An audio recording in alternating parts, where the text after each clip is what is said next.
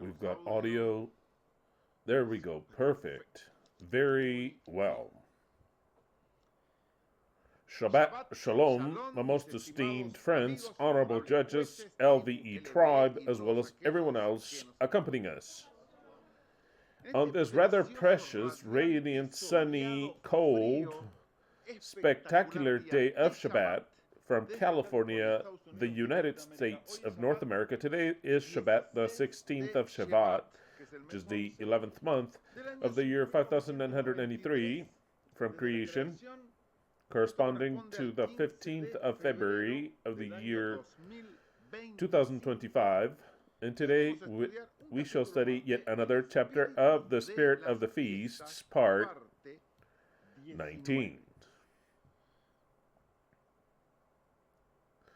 Today is a very special day because we are celebrating many birthdays.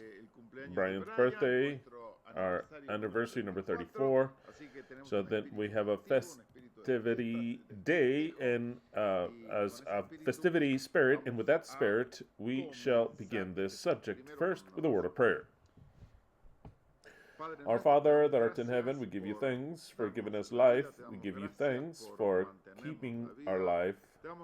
And we give you thanks because you have joined the hearts of Leslie and mine already in a matrimonial way 34 years ago, and also you have blessed us with Brian, who has had a birthday today. We give you thanks for all these things. We give you thanks for allowing us to understand what we understand, for allowing us to see the kingdom, and that you speak to us through the scriptures, and for also being almost at the door of entering into that kingdom. We thank you for all this. We ask you that you fulfill your word and you give us the things that you have promised. We thank you in your precious name, YHWH. Alleluia. Yahweh has blessed with one more year of life the following members of the Eternal Truth: Jose Francisco Herrera, Colombia; Julia Rodriguez Diaz, Spain; Jaime Lopez de la Cruz, Guatemala; and Brian Diego Silva, who has just had today, very day, is his 22nd birthday. Very happy birthday. And also for all the rest of you, a great, great big hug on behalf of LVE, who have had birthdays during this week. And today we shall celebrate Brian's birthday. We started to celebrate it yesterday. We're going to continue to do so with our friends that are today here with us. So then actually we're thankful to Yahweh for having brought you to this home, for accompanying us with your presence during these 22 years. And actually it is a motive of thanking Yahweh for it. So then actually we're very happy that Brian has had a 22nd birthday. I'd also like to greet, at least if it's the last time, the following people that have not signed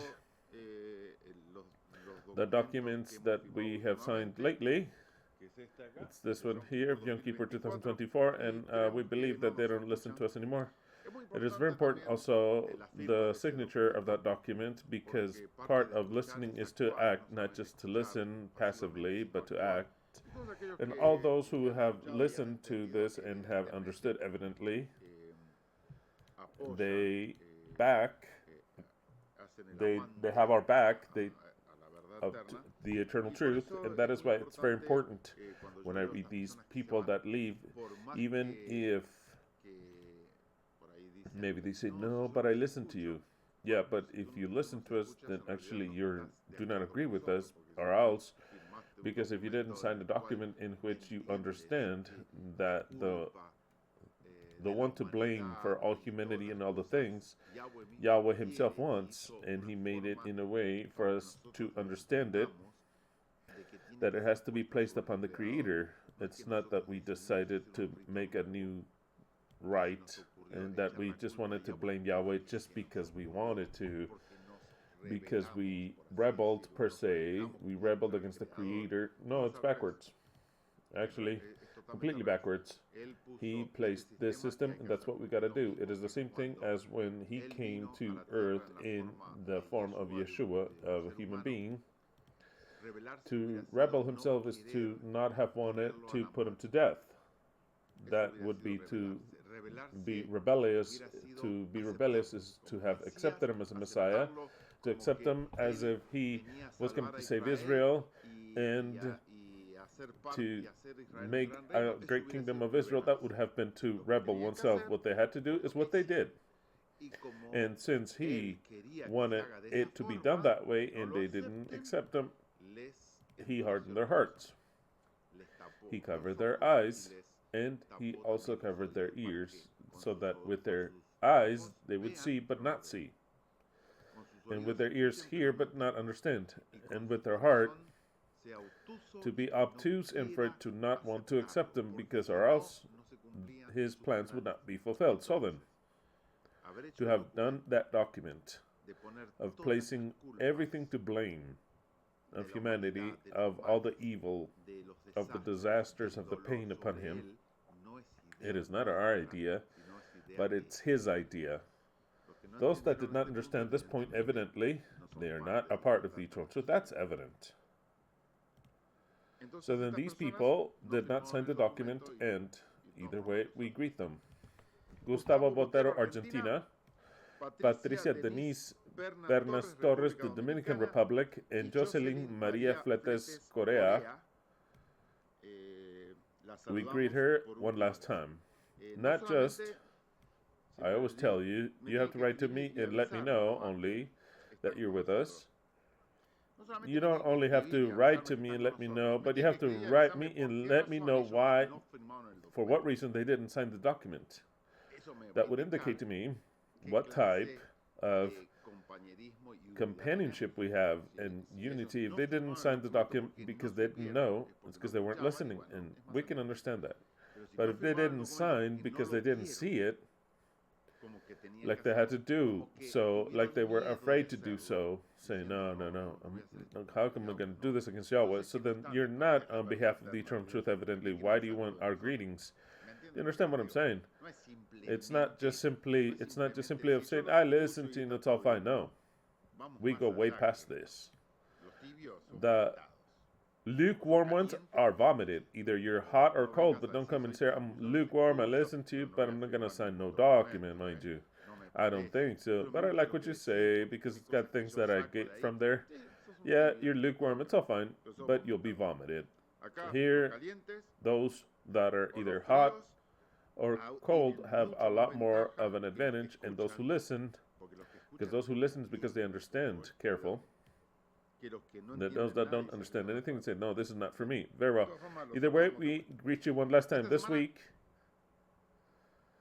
the day, the 10th of February, along with Leslie, we were on our 34th anniversary, 34 years of blessing, of living together, of initiating a path that we wish with all our heart to be eternal, a path that made us grow, a path that hand in hand we learned together, in which it has brought us up to here, and it has been a great blessing for all those that listen to us. So then that is why we celebrate, and we celebrate big, because Leslie and I have had 34 years of being Ekhad, of being one.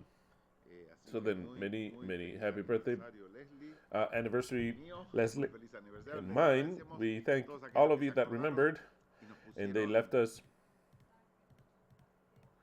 pictures and cards, sent us gifts, that I'm going to present these gifts exactly, and all those that also sent us attentions through messages and gifts, monetary gifts. We thank you with all our heart. So then we have had an excellent time, and that is what I want it to be registered clearly, that if you are blessed,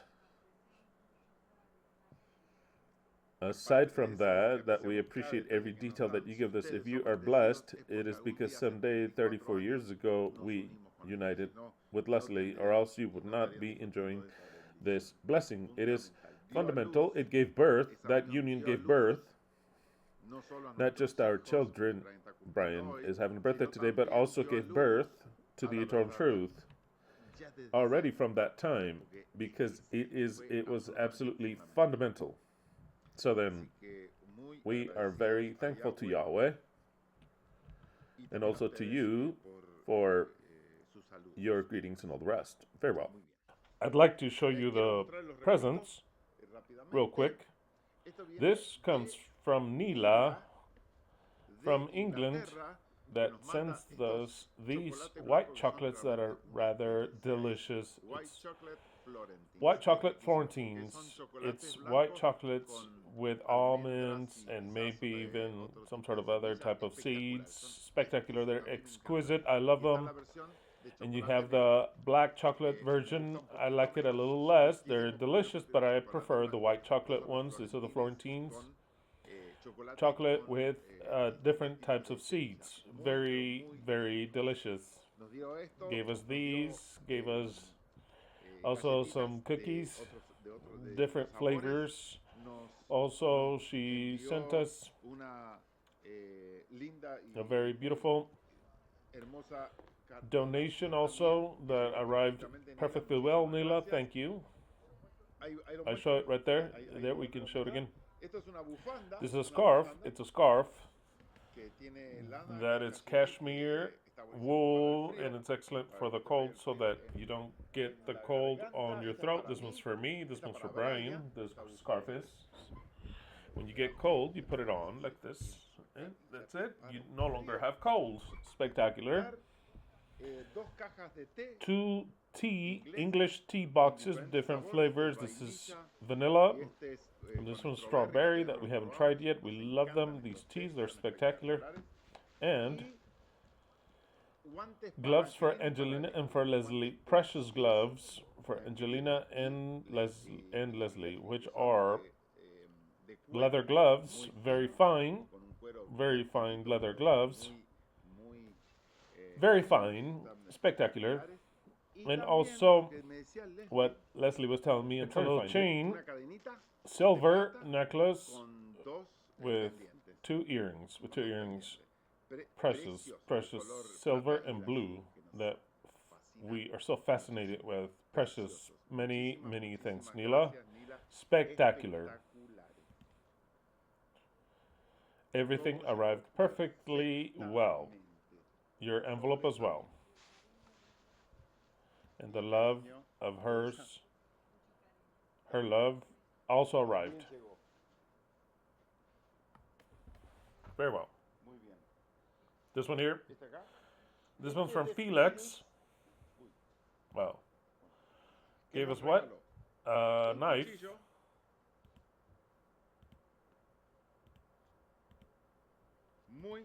Very, very beautiful. Japanese. They say that it's one of the best knives that exist. That's what the box says. Spectacular. Spectacular this knife is. Oh yes, yes, tremendous knife. It is for the kitchen, mind you. It's not for something else, it's for the kitchen. It is also very, very comfortable here. Well, we have to see how we use it for chopping, for dicing or whatever. Spectacular. It says world's first ever premium control kitchen knife. The world's first premium control kitchen knife in the world. It says every knife requires 138 steps in more than 2 months to be sold before rigorous testing. So, many thanks. It's a precious knife. Also, he gave us 2 jars. I think they're jars. They're equal. One is here, one is here. They're equals. Equal jars. Yes. They're pots for flower pots. They're flower pots, which are very beautiful. It's 2 swans. 2 swans. For flowers and others. It is precious. Everything arrived well. Nothing was broken. It survived the traveling from England to here. So then, many thanks, Felix. Also, they showed us their love with us now, but always, not just now. A great big hug, Felix, for you. And what else do I have? Oh, this one here from lineage Roblero. From the lineage Martinez, so many thanks to each and every one of you that is present here, the Martinez lineage. It's backwards. I was like, what is this? It is. What I was like, what is this? It is a peacock to put up outside of the house or within on the wall to hang it up. It is very, very beautiful. It works better that way. And yes, of course, but now I understand that this one goes with this one. It's just a couple, it would seem. Right, you put this one, you put this one up, and then this one in one way. You make it up like a couple, like now I get it. Okay, like a little couple. And this is a thermometer. It marks your temperature. It's a thermometer. Okay. Celsius and Fahrenheit. Right now we have 65. 66 here inside. It's cool, and in Celsius it's 17 Celsius. So this is what it shows us here. It's precious, very, very beautiful. Many things. Martinez lineage. It is very, very, aside from useful, they look precious. This one too. I have not put it apart because since it has styrofoam. Right, in Argentina, I had forgotten to call it telgopor. Telgopor in Argentina. So then it's a small fountain, but this fountain says it is the tree of life. So then it's a little tree that says tree of life. The tree of life, which is the most beautiful thing that it has aside from the little fountain. Everything that I said, it's got the tree of life, it's got a little light. It's got a little serpent, and every time you want to grab it, a whole circle starts again. I've told you no, I've told you no, you still need to learn. Okay. This here. Come here. That was from lineage Martinez. Now this comes from lineage Roblero, which are. This was given to us by Uriel, I believe. Uriel, right? Uriel? This one? Yes. This from Uriel. Yes, from Uriel. No, this is from Uriel. Serial is this one. Serial gave us this one. Yes, this one's from Uriel. But let's say that it all comes from the Roblero lineage. It's little triangles. Oh, yes. Wow.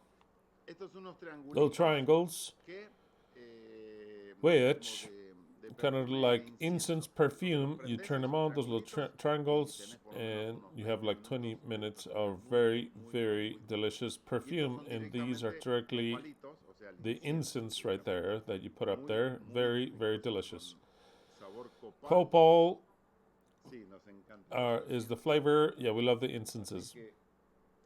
Many things. This comes from their dad, their parents, right? Uriel, Sariel? Uriel? Uriel, okay. This was from Uriel. Uriel paid for it. Wow, he bought a whole bunch. Oh, how delicious. We love these. They love us a lot, Uriel and Sariel. Wow. I was watching some archives in my computer, and the picture popped up last week where it was Sariel. No, it was Uriel. No, when he was a baby. Yeah. Wow. You're so young. I look the same. But you were so young. I look exactly the same, not a day older last week. Okay. This perfume, these are perfumes for women. It's a whole set of perfumes for women. The Ferrari ones. The Ferrari did not arrive, unfortunately, but the perfume arrived. I was like, we can't use it if we don't have the Ferrari, but either way, here's the perfume. The Ferrari will get here later to complement everything. So then 2 perfumes for women. It's a whole set. A black one, very exquisite. And a white one, very exquisite. So then that was for Leslie from the Roblero family. About the Ferrari, that is not a joke, by the way. I do need a Ferrari to see who buys us a Ferrari.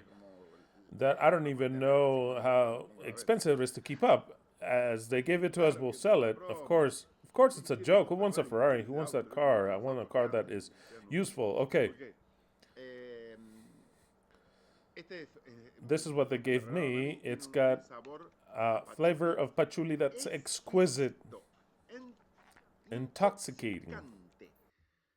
Apparently, I put way too much, but it wasn't enough. I'm going to put a little bit more. It is very delicious. Exquisite. Exquisite. It's called Mason Lux Patchouli Imperial. It is spectacular. It's a perfume, a spectacular aroma like patchouli here in the room. Intense. And another one that's a smaller version from a different kind. Assad is this one. This one's Assad, right? Oh, wait. This is the Assad you told me. Okay. Okay, the Assad, tiny like this, and the patchouli Imperial. Oh, now I get it. You told me there was another Assad, but no, this is one. Oh, okay, I got it. Now I understood. I'm going to need the bigger one now. Very well. The Ferrari, the bigger version of this. I think I've presented everything, right? That's it? Okay, that's it. Very well. We can stop with today's subject. Many thanks for all of your love. It's rather a privilege to receive the love, the care from a human group like you, and that is being formed and which will last for all eternity. We're talking about a group which the people do not understand, but we're talking about the formation of a group that will be an eternal group. Incredible. It goes way past our mind. So then, sometimes it's better to not even try to understand it because it goes way past what we could even imagine. It is a group that will be guiding the world for all eternity. That is spectacular. Very well. Remember, we've got Angelina's consult. Anybody that would like to make free. I didn't ask you, by the way, if you can hear me well. For those of you that don't know what it is, it's precisely a consult visit online, which will try to help you understand what happens with your body, why it acts the way it does, why do you feel what you feel, which was not something hereditary or that you got from somebody, or although it could be hereditary because they are hereditary in a way, but not in the form that commonly the people believe, which is aired, but it's in a different way, through costumes and beliefs and also other things that have to do with the subconscious. That whole consult is free for those of you that would like to. It's below in the description of this video. You can hear me excellent, super well, so I'll leave it excellent like this. Very well. No, I'm not gonna today already put up the calendar because it's not here to post it, but I do want to let you know that Pesach, this year, Pesach will be on a Sunday. It'll be Sunday the 13th of April. 13th of April, so then you can already start to put it up in your calendar. Sunday, April 13th is Pesach, which is the 14th day. And of course, that on the 15th day, Monday, which is the first day of unleavened bread, the first day of matzah, it is a Shabbat. It is a Shabbat in which we do not work. So then, it would be good for you to put it in your calendar. Monday, the 14th of April, is Shabbat. We'll celebrate Pesach on Sunday at night. Of course, Sunday, when the sun goes down, that is when we have our Pesach dinner. And then after that, we start the Feast of Unleavened Bread, which it'll be just by name because it's not going to be unleavened bread, but it'll be bread with lots of leaven. We're going to make some high pizzas that day, just like that. Why? Because I want life. I don't want to repeat the programming of death eat to eat death, because unleavened bread is death. That's very important. And I'll continue to insist with these subjects until it is rooted in us. Why we're going to eat leaven? Why are we going to eat leaven on a feast that's clearly punishable with being kicked out from the people of Israel, those who would be found with leaven in their house? So not even that they eat it, but they find leaven anywhere in their homes, already they would be worthy of punishment. It is clearly prohibited. It is a prohibition for 7 days to not have any leaven in your homes, in your terrains. The Israelites had to throw away the leaven, not keep it somewhere, but throw it away, burn it, and check everything that there's anything left, not the very minimum. Up until today, the fans, the Jews, the ultra-Orthodox,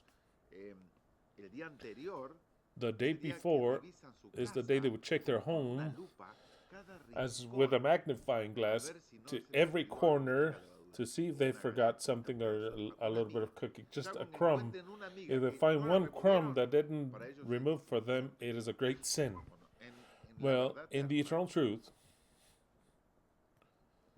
we do not come to follow what the feast asks for, which the feast is to eat death. As also the feast asks to sacrifice a lamb, not just to eat leaven, but not to eat leaven, but to eliminate leaven, but also the feast asks for the sacrifice of a lamb and for you to eat it. So then, we've been advancing with time about saying, well, the lamb, we don't have to sacrifice it.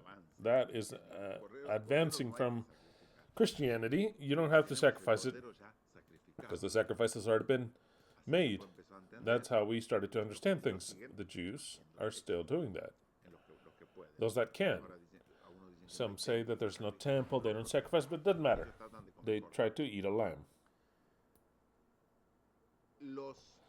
The Messianic went backwards. The Christians that go backwards, and they say, no, clearly we follow the Torah, and it says that we have to sacrifice a lamb, we have to sacrifice a lamb. So then all the Messianic groups try to sacrifice a lamb.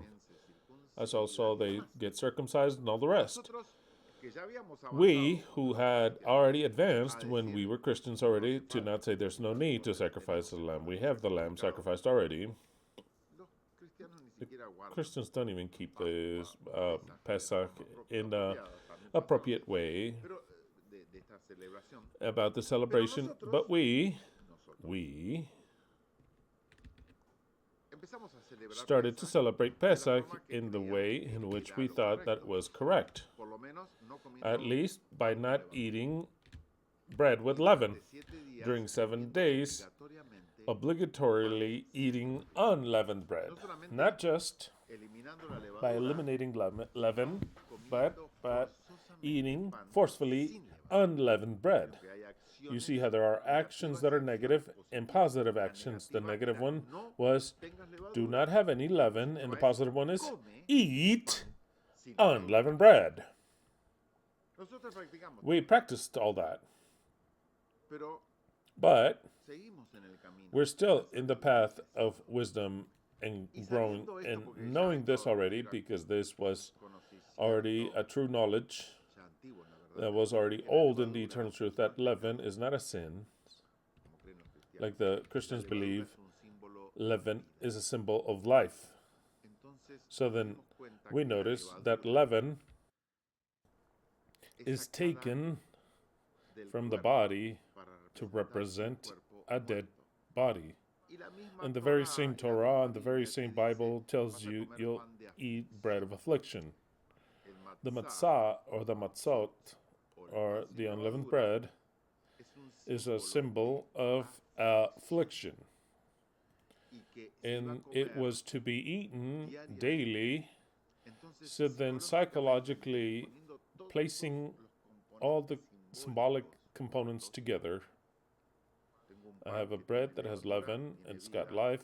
I'm going to take the life out of it, leave a dead bread. Once I eat the dead bread forcefully, I am eating the anguish, the tribulation, the affliction by following what the Torah says.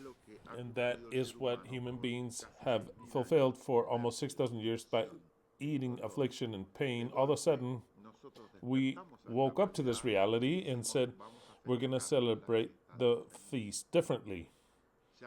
We're already sick and tired of eating affliction on behalf of Yahweh and obligated at that on behalf of Yahweh. So now it's the time to say the spirit of the feasts is not to eat any more affliction. So then, for that very reason, and some others as well,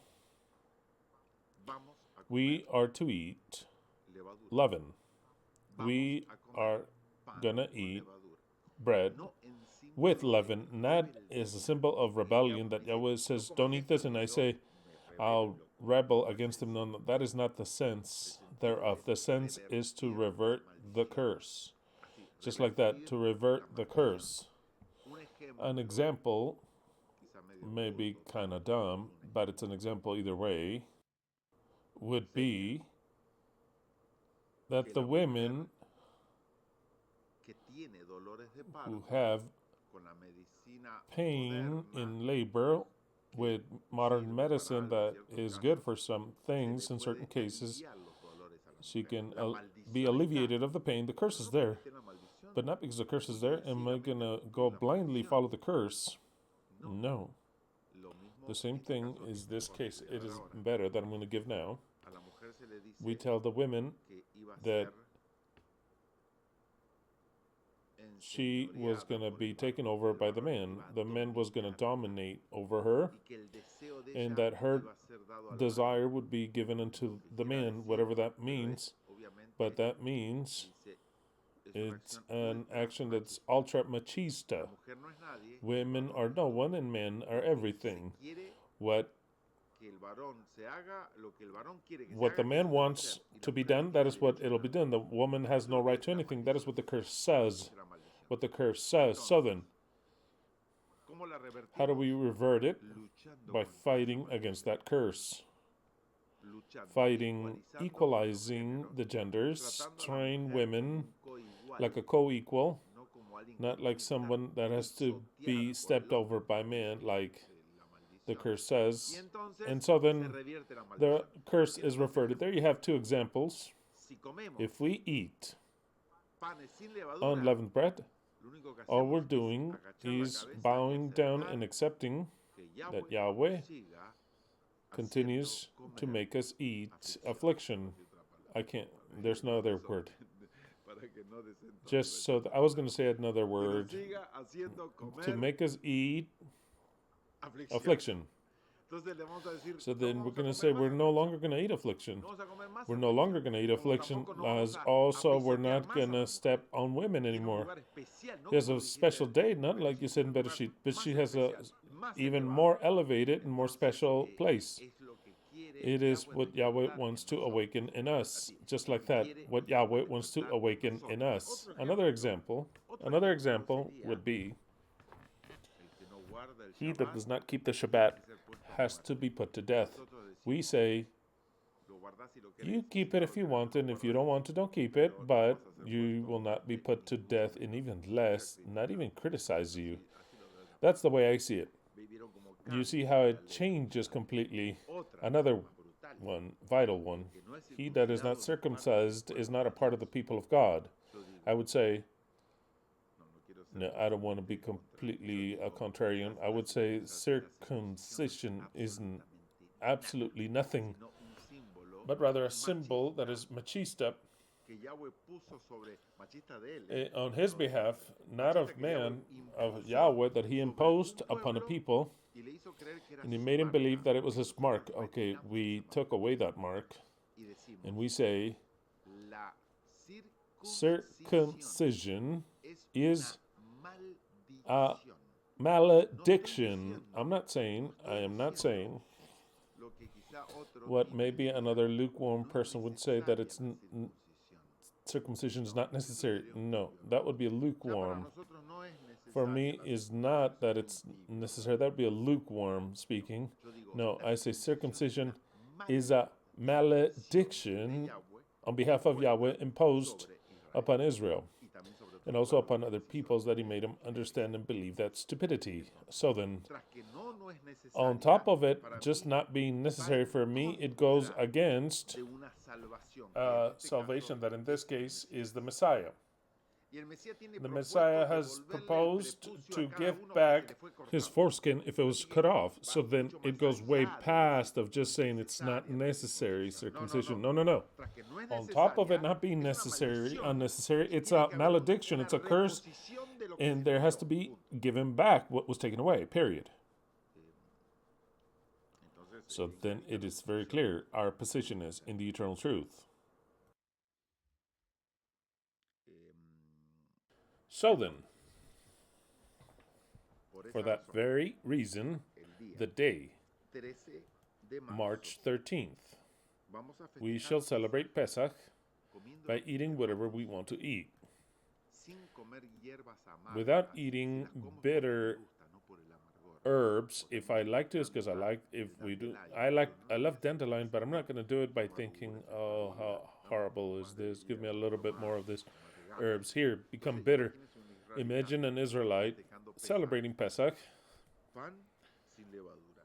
unleavened bread, not because it's delicious, because unleavened bread is delicious, is like a flour tortilla, but that's not the symbol. That's not the symbol. You have to eat it as if it were a bread of affliction. Okay, of course. If we said, oh, how delicious is the matzah, it lost its symbol, even of the matzah. A bread of affliction. So we eat this bread. Listen, oh, this dead. This bread is dead. What can I add it to make it worse? Well, bitter herbs to make it even more bitter. That is what I have to do. So then we are going to revert that. In this Pesach that comes, we revert all that. The bitter herbs, we eat them if they give us pleasure. They give us pleasure. We don't. That bitterness becomes pleasure. So then it loses the symbol. So then you can eat bitter herbs. You can eat all the types of herbs that you want. You can eat whatever you want. But I personally will eat something that has lots of leaven. Already is kind of to impose into the reason of the commandment imposed. I'm going to do exactly the absolution of that commandment. The eradication of that commandment, I'm going to eat lots of leaven. In other words, if I eat noodles, there's not leaven there, mind you. I'm not going to be lukewarm. And I incite you to never be lukewarm. Because some lukewarm could come and say, oh, no, that's fine. I accept what Christian says. It's all fine. Let's eat leaven. But I don't want to eat, I'm going to eat, I don't know, just a little bit of noodles. And of course, they got away with it because, as if to say, just in case he's wrong, I don't want for a divine smite from heaven to come and kill me. No, because, no, don't be lukewarm. Let's eat good pizza. Something with lots of leaven, cookies with leaven. Read the package. If there's no leaven, don't buy it. To begin with, for those 7 days, long live leaven to make bread, all those types of things. How spectacular. I'm already enjoying it. And during the 7 days to eat leaven. To not miss a day of not eating leaven. Very well. If you don't like this, do whatever you like. But you won't be a good in tune with us that see it this way. If you still want to respect the Torah, then I think you're in the wrong group. I would say so. In the wrong group. Shemah Israel, YHWH Eloheinu, YHWH Ekhad. You're like, what do you read? The Shema. Wasn't it that you don't respect the Torah? No, I do respect the Torah, of course. But I understand it in a different way. And aside from that, the Torah teaches me that there's only one God. Which is the most important thing the Torah has, that there's only one God. So then we understand a lot more here, O Israel. Yahweh your God, how is one? Not two or three. It's not a son. It's not a trinity. It's not a triune God. There's no one above him to send another. Nothing else exists other than only one being. Now, when we take off from there, it is so easy to start to understand Scripture. John 8:31 through 32, then Yeshua said unto the Jews that had believed on him, if ye were to remain in my word, that Yeshua is the Mashiach, and the Mashiach speaking says, for all those that believe in me, he says. Then the Mashiach said unto the Jews that had believed on him, the same thing as to say, for all those that believe in my words. If ye were to remain in my words, ye will truly be disciples, which is what a group does, to unite, and you shall know the truth, and the truth shall make you free. The truth is in the mouth of the Mashiach, not in the Bible. I'll repeat this again. The truth is in the mouth of the Mashiach and not in the Bible. In the Bible, the truth is not. In the Bible, it is a book of figures, concealed, puzzles, riddles, commandments, rules that don't take you anywhere. Life is in the mouth of the Mashiach. That is why the mouth of the Mashiach says that it is a two-edged sword. For example, which comes to mind, Revelation, which is sent to the Mashiach, when I see it necessary or correct or proper, with time we'll study Revelation under a different point of view. We'll study Revelation under a different point of view. That's absolutely insane. We'll study it from this point of view. Just like that. I mean, very insane. As if somebody were to come and hears this and calls 911. We'll study. Don't get ahead of yourselves. I'm saying in the future, there's lots of time, because I'm convinced that we're going to be here till 2028, 2029, mind you. That is for sure. So then forget it. I am convinced that the next date that's valid, give or take, is this, Pesach 2029. I don't want to be a bad sport, but oh well, that's what I think. That Yahweh's not going to do anything for us up until that date. Nothing to say, no, so much time. What are you going to do? You're going to get bored. It's better to leave everything for this date. But there's a reason for that. But I'm not going to present that. But we'll study the book of Revelation. Did somebody see Back to the Future?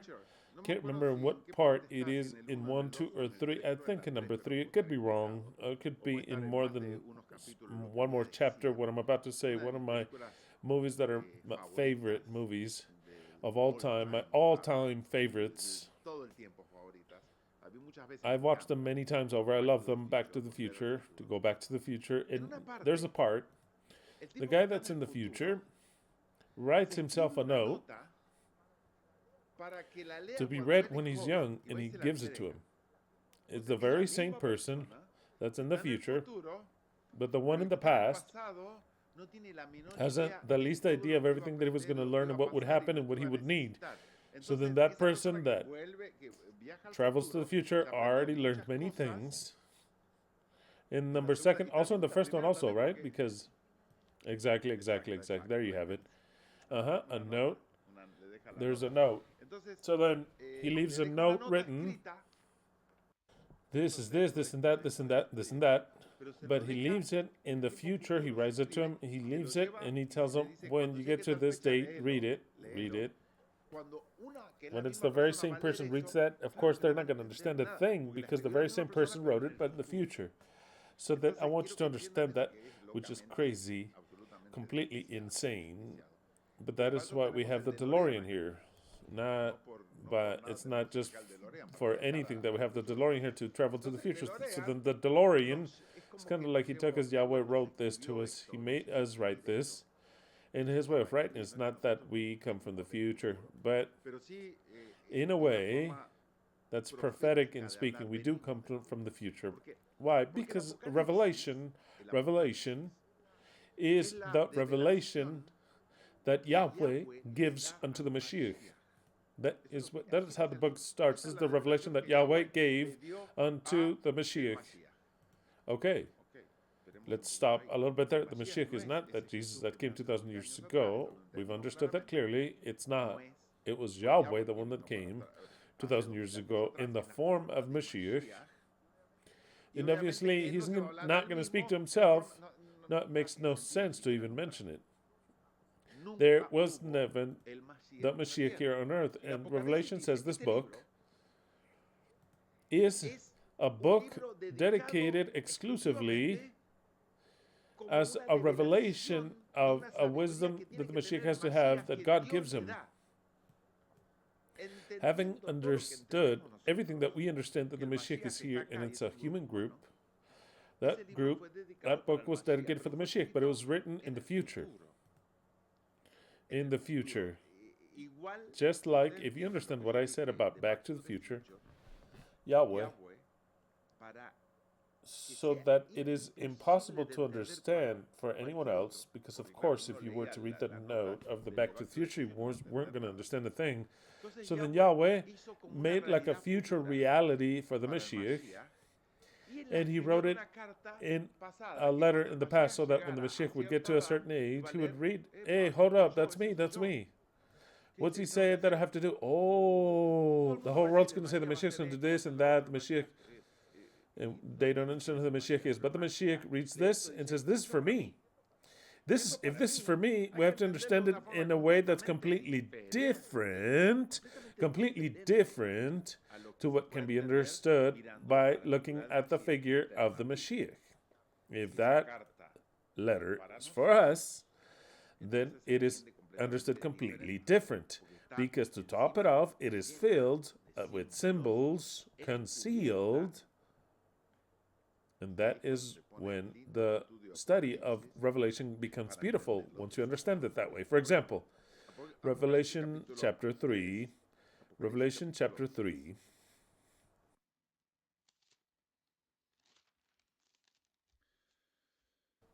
The other day I read to you the message unto Philadelphia, where it says, therefore you have backed me on this, don the aguante, you have kept the word of backing me up, the aguante. I've already read that to you. Let us go to a different message, just real quickly, without going into depth. Number 14, 3:14. Write unto the angel of the church in Laodicea, behold, the Amen, which is that's the way it is, let it be so, the faithful and true witness, the beginning of the creation of God, the beginning of the creation of God. I've told you that the Mashiach was the most important thing in this creation. It was all created for and by the Mashiach. Not that he created it, but it's for him, so that he would arrive to place all of creation in order. It's all a plan. Difficult to understand, but it's a plan. So then, the beginning of the creation of God in your mind, he said, I'm going to do all this so that later to hand it over unto the one that I want to hand it over to, so that he puts everything in order and for it to be a productive and beautiful creation. But all these stages have to go through. So then it says the beginning of the creation of God. It says this, I know thy works, that you're neither hot or cold. Hopefully you would be hot or cold. Okay, the Spirit is speaking. It's always the Spirit. The seven churches are not times in human history like we used to think before, because it's the Christian churches that have been evolving. No, nothing to do with the fact. The revelation is not for anyone. The revelation is not for any Christian. It's just that they read it because it's there in the Bible, and of course they make the whole movie and they interpret it where they want. But it has that sense precisely that nobody can interpret anything correctly from there because it's not from them. But it does scare them, and that is part of the plan of Yahweh, to terrify human beings. So then, once we understand that this is not for the Christians, that it is for the Messiah, everything else that has to do here has to do, evidently, of the Messiah. The seven churches are the different groups that make up the group, which will be the Messiah in its totality. It's as simple as that. He has them in his hand. What John identifies as a Son of Man, which has in his hand, let's read it.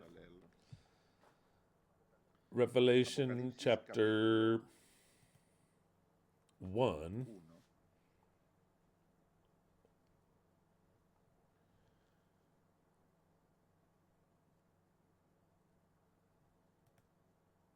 Says, number 7, okay, 16. And he had in his right hand, that is the figure that I'm not, okay, right now I'm not trying to explain the symbols thereof. It's just like a glimpse.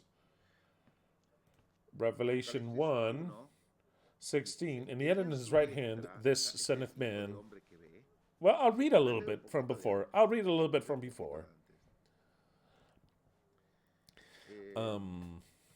It starts with John, number 1, 9. It says, I, John, your brother, and co-partaker in tribulation, in the kingdom and in the patience of the Yeshua HaMashiach, was in the isle called Patmos because of the word of God and the testimony of the Mashiach. What he thought the Mashiach was, but of course John did not have any idea. He didn't have the wisdom of who the Mashiach was, except for what he saw. I was in the Spirit on the day of the Lord, and I heard behind me a great voice as of a trumpet that said, I am the Alpha and the Omega, the first and the last. This is not Yahweh speaking. The one speaking is that for Yahweh the Creator, the Mashiach, he's the first and the last. That's the way it is. That's why he's the most important thing. The creation was created for him. Write in a book what you see and send it to the 7 churches that are in. There are 7 churches. But this is all symbolism, but about something real. Those that are in Asia, in Ephesus, Smyrna, Pergamos, Thyatira, Philadelphia, Sardis, and Laodicea. And I turned to see the voice that was speaking with me, and once I turned, I saw 7 golden chandeliers. What are the 7 chandeliers? 7 chandeliers will be explained to you is the 7 spirits of God. And who has the 7 spirits of God, but rather the Messiah? And in the midst of the 7 chandeliers, one like unto the Son of Man. Here you have it. He's seen a Son of Man. That is what he's seen. He's not seen any Jesus of 2,000 years ago. He would think that it's the figure that he knows, but it's not. It cannot be. What he saw is Yahweh in a human form. Now, the form that Yahweh had in a human form, who knows? Who knows? That doesn't matter. But when John sees, and he says he's a Son of Man, dressed with clothes that would get to the feet, and also with, he was dressed like Boca with gold and blue. Of course, he had the gold in, he was a postero, he's a Boca fan. He was wearing in white. He's wearing what Boca uses when Boca goes to other fields when we're visiting, but he had the golden band. This is where people say that this guy is completely crazy. Oh, that's Jesus, the Son of God. Yeah, but not what you think. But the guy was a Boca fan. It's not the red line. That was used by Yahweh when he was nailed to the cross. That's when he had the red line. That lamb, as if it was slaughtered in the cross, that's the one. We use a different one. We use this one here. Very well. Moving on. It says, and in his He had a golden belt. His head and hair was white as snow. It doesn't have to be that way. That is just so that John understands that that is prestigious, it is age, it's wisdom, a whole bunch of things. It's symbols. Like snow, his eyes as flames of fire, and his feet like unto bronze. Many say he was a black race. It's got nothing to do with that in the symbol. Shining like in an oven, and his voice like thunder of many waters, and he had to his right hand, in his right hand, 7 stars. Those are what we're going to see. And from his mouth, a 2-edged sword would come. Why? Because the way he speaks is where life is. Like we've just read in the text of the Mashiach that says, if ye were to remain in my word. So then, moving on, he says, from his mouth came a 2-edged sword, and his face was like the sun when it shines with all its glory. Once I saw him, I fell as if dead to his feet, and he placed his right hand upon me and said, do not fear, I am the first and the last, whom liveth and were dead. But behold, I liveth forever and ever. Amen. You see, it cannot be anyone from now, because that from now had to have died. That Jesus, the one that died on the cross and was 3 days and 3 nights there in the tomb, and he resurrected, that's my Christ.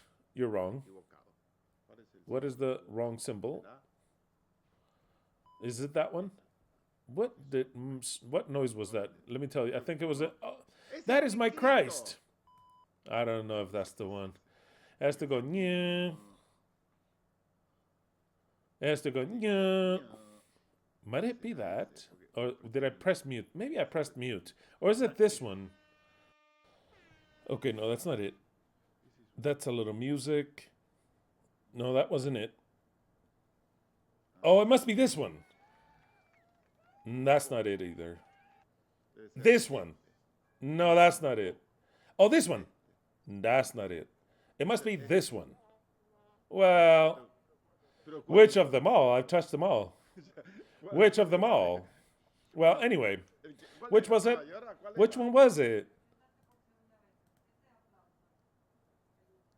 Oh, really? Okay. The one that I pressed as a second time? This one here? The last one? What about that last one? This one? I'll repeat it again. What did that one do? I'll wait 30 seconds and you tell me. Okay.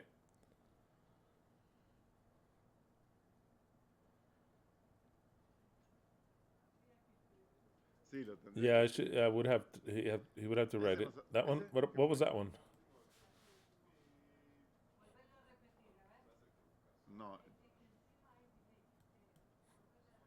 Well, I did it twice. The last one. What does that one do? No, I'm not looking for that one. I'm looking for the one that says that one. What did that one do? That last one now? It doesn't, it's not stopped, but the effect's still there. There it goes. There's a delay. 30 seconds. It's 30 seconds. Is that an applause? Okay, that's an applause. Okay. So then it's this one. The blue one. That one. Okay, testing. That's not it?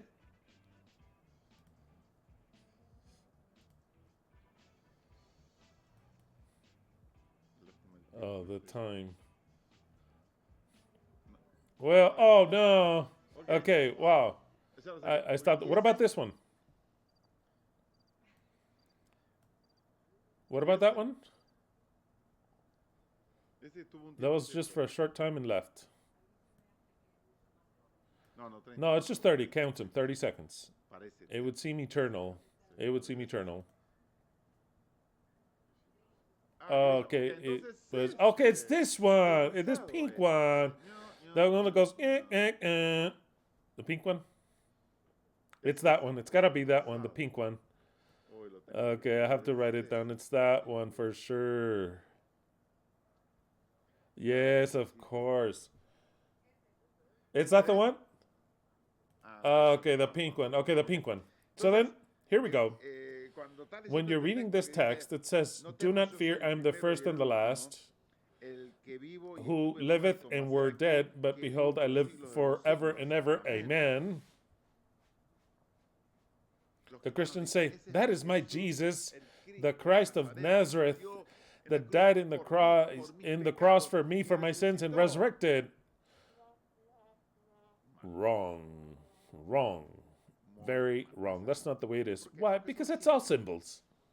Once again, we'll take that it's a true lamb. We're going to take that it is real swords. We're going to take it that he died. This death that we're talking about, it's a death that is non-physical. It is a death. That's the one, right? It was a death of a change of paradigm, spiritual paradigm. It is to be born again. And to be born again is to die and to be born again. Of course. Of course. But it's all hidden. All these things are. They're all hidden. So then, when it says that he was dead, it says, I was dead. Where was I here? Okay, it says, he that liveth and were dead, yet behold, I live for ever and ever. Amen. Let it be so. And I have the keys of death and of Hades. That is the Mashiach. And the Mashiach, the true one, does not need to die and to resurrect to fulfill this. No. It is a death that's spiritual unto your beliefs. The whole world will have to die. I'm not talking about physically. I'm talking about dying spiritually to your beliefs. Even if a dead person, real dead person, I'm going to put it down as an example that's close to me. My dad, who died in 2004. He was a Seventh-day Adventist pastor. He believed profoundly in every Adventist doctrine, and he dedicated himself to earn souls for the Adventist church. He died. Is it any good, that death? Zero. Just like that. Zero. Nothing. None whatsoever. None whatsoever. Once he's resurrected, he will arise with the same information that he had when he died. Being an Adventist pastor, believing in a Trinity, believing in a Christ Jesus, believing that Christ was even the one that resurrected, the one that he has in his mind, not the true mind, the Christ that he has in his mind, which was the one that died 2,000 years ago, who went to heaven with his Father, and that came back from him and resurrects him. So then death in itself, physical, it's not a solution for anyone. In fact, it is part of the problem. Because when a person is dead, you cannot make them understand things because they're dead. Well, to top it off, that they didn't understand before, and dead even less. So then, death and resurrection is not a form of understanding things. When my dad resurrects, you have to explain to him who resurrected him, what is the truth, and for all his beliefs, that all his beliefs were a lie, and he's going to have to say, so then I believed in nothing but lies. Nothing but lies was the inheritance that you received.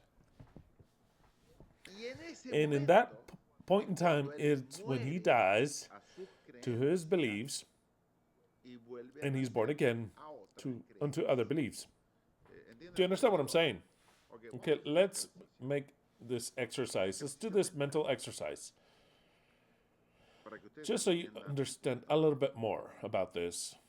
I want for you, for your mind and your memory to go to some time back when you were a member of whatever church you were, no matter which one it was. I want you to place yourself, go back in time in your mind and refresh when you would go to your church and try to remember a point in time in which you felt truly well. In other words, it's like you experienced peace. Something happened that you repented from, you asked to be forgiven, or you knelt down and you recognized before Christ, the one that you prayed to, that you were a sinner in your sins, and you felt like joy and a relief. And this is the religious experience that's special because we've all felt that. So then I want you to go with your mind to some time in your life years ago to remember those times in which you felt a fire in your heart when you would go to your church. You would believe it to be the true church. You believed in everything that that church would teach. You believed in the God that which one, no matter if it was three or one or you saw, doesn't matter, but you believed in that. You would sing and would fill your heart.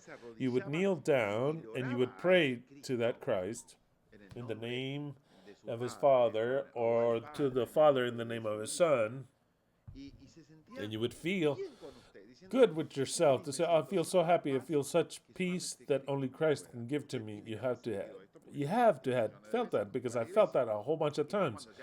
And even when things that were kind of bad, and I would repent and say, God, please forgive me, I would feel relief, and I was so happy until I would do some other things, and then once again we would have that problem. But there's a time in which you feel like a spiritual orgasm per se. That is what they call a religious experience. That right there, kind of like a sensation where the hormonal level of yours segregates certain substances that make you feel a spiritual elevation that's real. And you feel kind of like a climax. They call it, I'm not making anything up, like a religious climax. And you feel like in the clouds, because you feel that you can almost touch God, because you believe it, you spoke to him, you see him, you feel that you were forgiven, you feel well, and you hear the pastor, and the pastor says what you want to listen, and says, of course, if it says here in the Bible, then I understand it and I accept it, and then they sing, and you sing it with all your heart, that joy, jubilee, that happiness, and you're right there in time. Place your time to that, and all of a sudden, someone gives you a video, or you go to YouTube, and you go to a state with Christian Silva of the Eternal Truth that tells you words like these: the blood of Christ Jesus does not take away one fucking sin. And you hear that after you're in that experience, and all the barbarities that preacher says, that he says Satan does not exist. God is Satan. God is the one that gave wickedness in your life. God is the one that curses you. God is the one that dominates the beast, because it's his pet. The beast is, it's its pet. If you have problems in your life, it's because God sent them to you. Wow. To hear some guy like that, and for it to say, and we want to send God to rest, to retire for 1,000 years, because no Christ is coming from heaven to look for you. He never exists. No Christ ever exists. Everything you prayed, it didn't go past the roof to anyone, because your Christ Jesus does not exist. You're going to experience wrath. And if it were in your hands to silence me forever, you would do so. And that is where the religious wars start. Because it's a wrath so great. It is a contrast so great of what you are feeling in your moment of joy, of religiousness in your church. You believe it to be true. For some guy to come and tell you these barbarities that would seem as the devil himself speaking, if what you think the devil is, you would have so much hate, so much anger, that you would do even the impossible, if you could, to silence that voice. Because to top it off, you start to feel like a defender of God, and the worst thing that the fucking human being could do. I don't know why I get upset, but I get so upset. God does not need, nor did he ever need, no fucking defender. Every time it says, I defend God. Why don't you go back to your fucking mother's cunt, you son of a bitch? I need you to defend me. Then he's not God if he needs you to defend him, you idiot. I don't want no more defenders of God. I defend God. I don't defend God. I defend myself. And this group. And you. And God, let him defend himself. If he wants to, or he can also fuck off.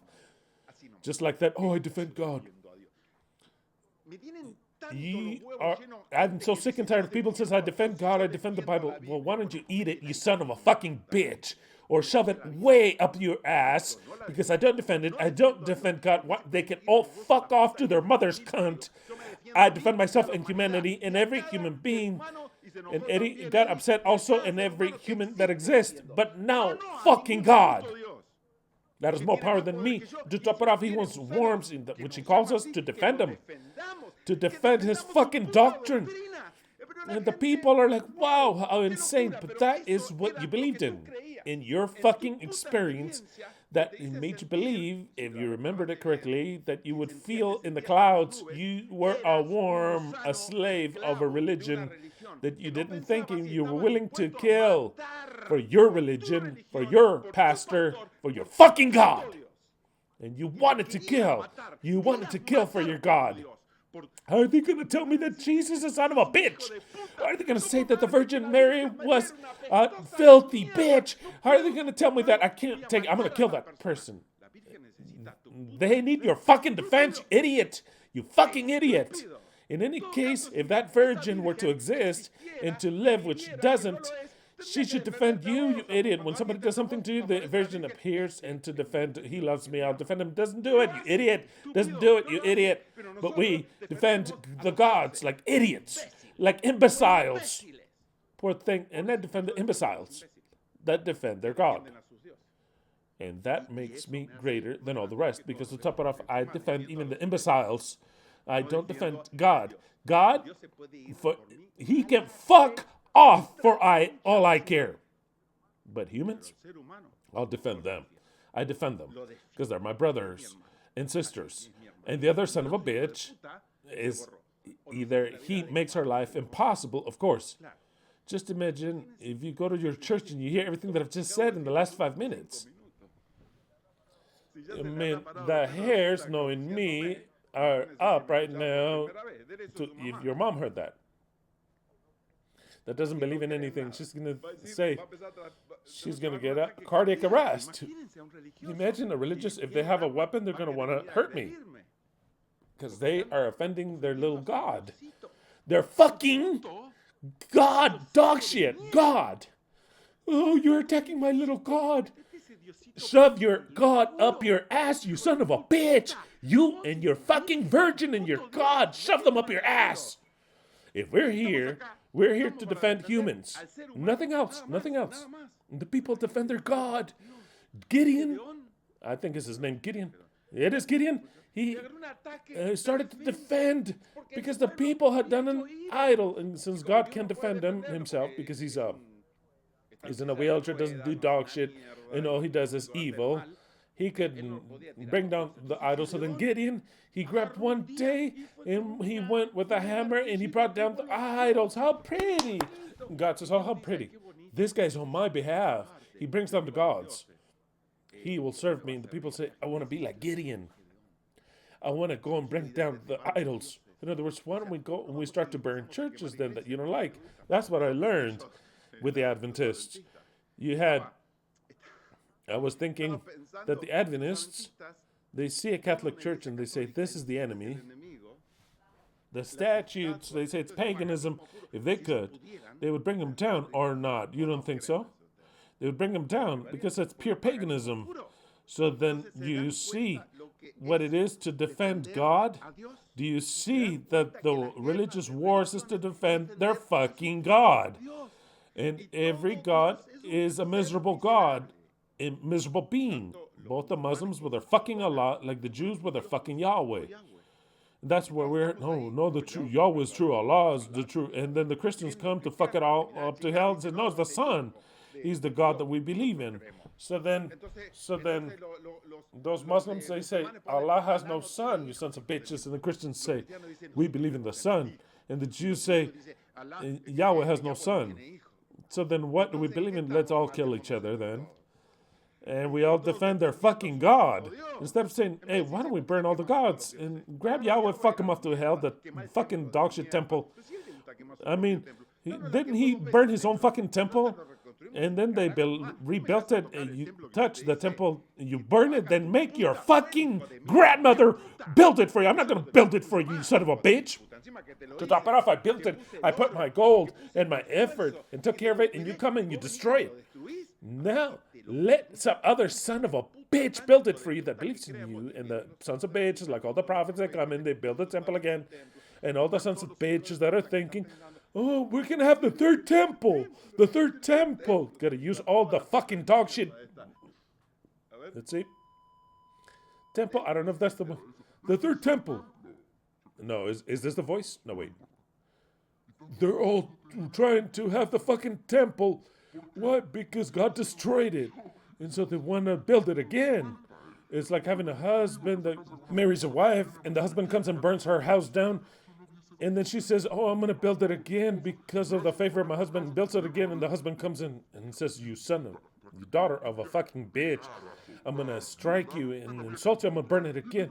And the wife comes along and says, oh, my dear husband, I'm going to build a house again. We want to build another temple, the third temple. Yahweh burned two down. Even if he burns down the third one, we'll make the fourth one. And God's going to say, yes, you sons of bitches, you trash.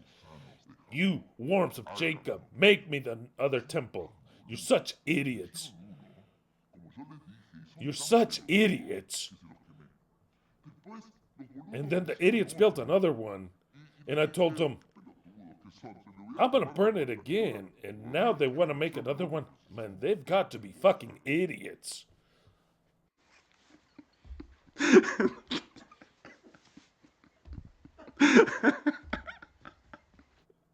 And so then, this is the situation. So then I tell the Christians the same thing. Grab the cross and shove it up your ass. Burn it. Burn that. Burn it because it's no good. It's no good whatsoever. And I'm not against any church. Nothing, do whatever you want. But it's no good for you. What you don't do is hate against the other. I defend all the idiots. To every one of you, even if you're a fan, even if you're a stupid idiot and you want to kill it, I'll defend him. I'll defend him. That's the truth. That I've gotten to that conclusion. Poor people that are deceived. I will bring them out of their deceit. It'll be, take me the time, whatever it takes. And Yahweh, who's no idiot, I am showing you what the people believe about Yahweh. Yahweh placed me in that position for me to take the people out in the adequate time from their beliefs. Evidently, Yahweh is no idiot. The idiots are those who believe in a Yahweh in their way, or a Christ in their way, or an Allah in their way, and they worship him. So then, if you're listening to me, and you comprehend now what I'm saying, and you laugh, and you like it, it's because you have died.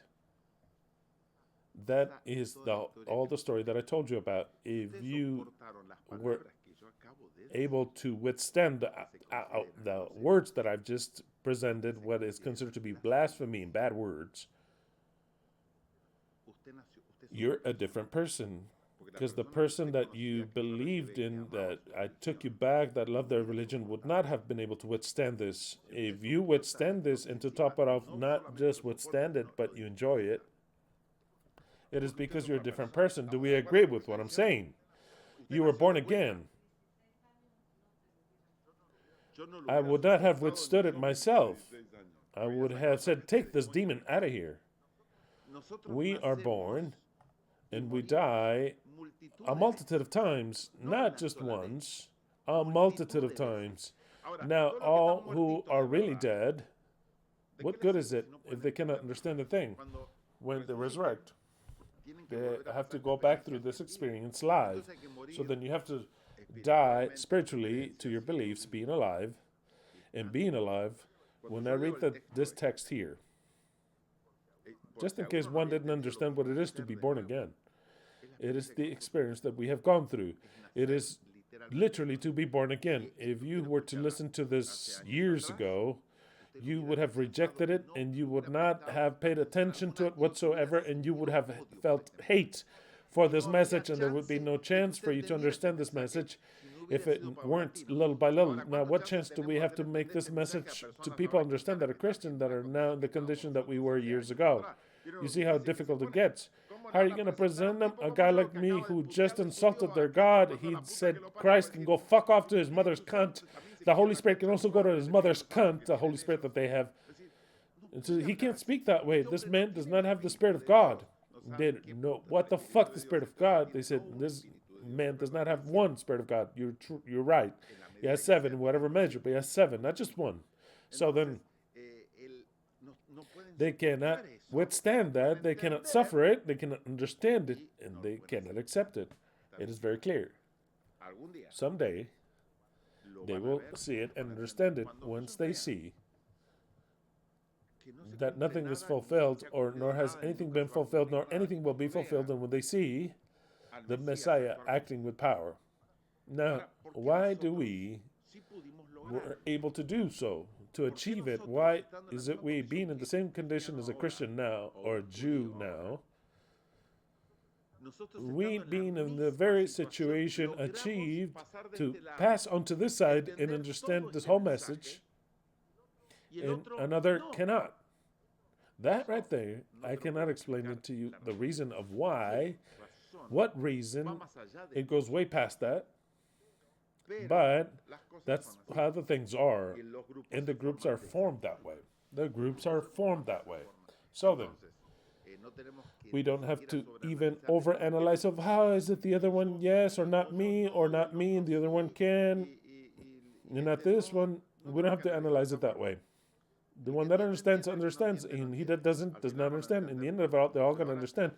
But now the groups are going to divide because a special group is being formed. So then, I was reading to you Revelation chapter. You see how I told you that we cannot go into depth, but oh well. Always things, these types of wisdom comes out, evidently. So then it says, Revelation chapter 1 says, do not fear, I am the first and the last. And the first and the last is the Mashiach, is the first in importance,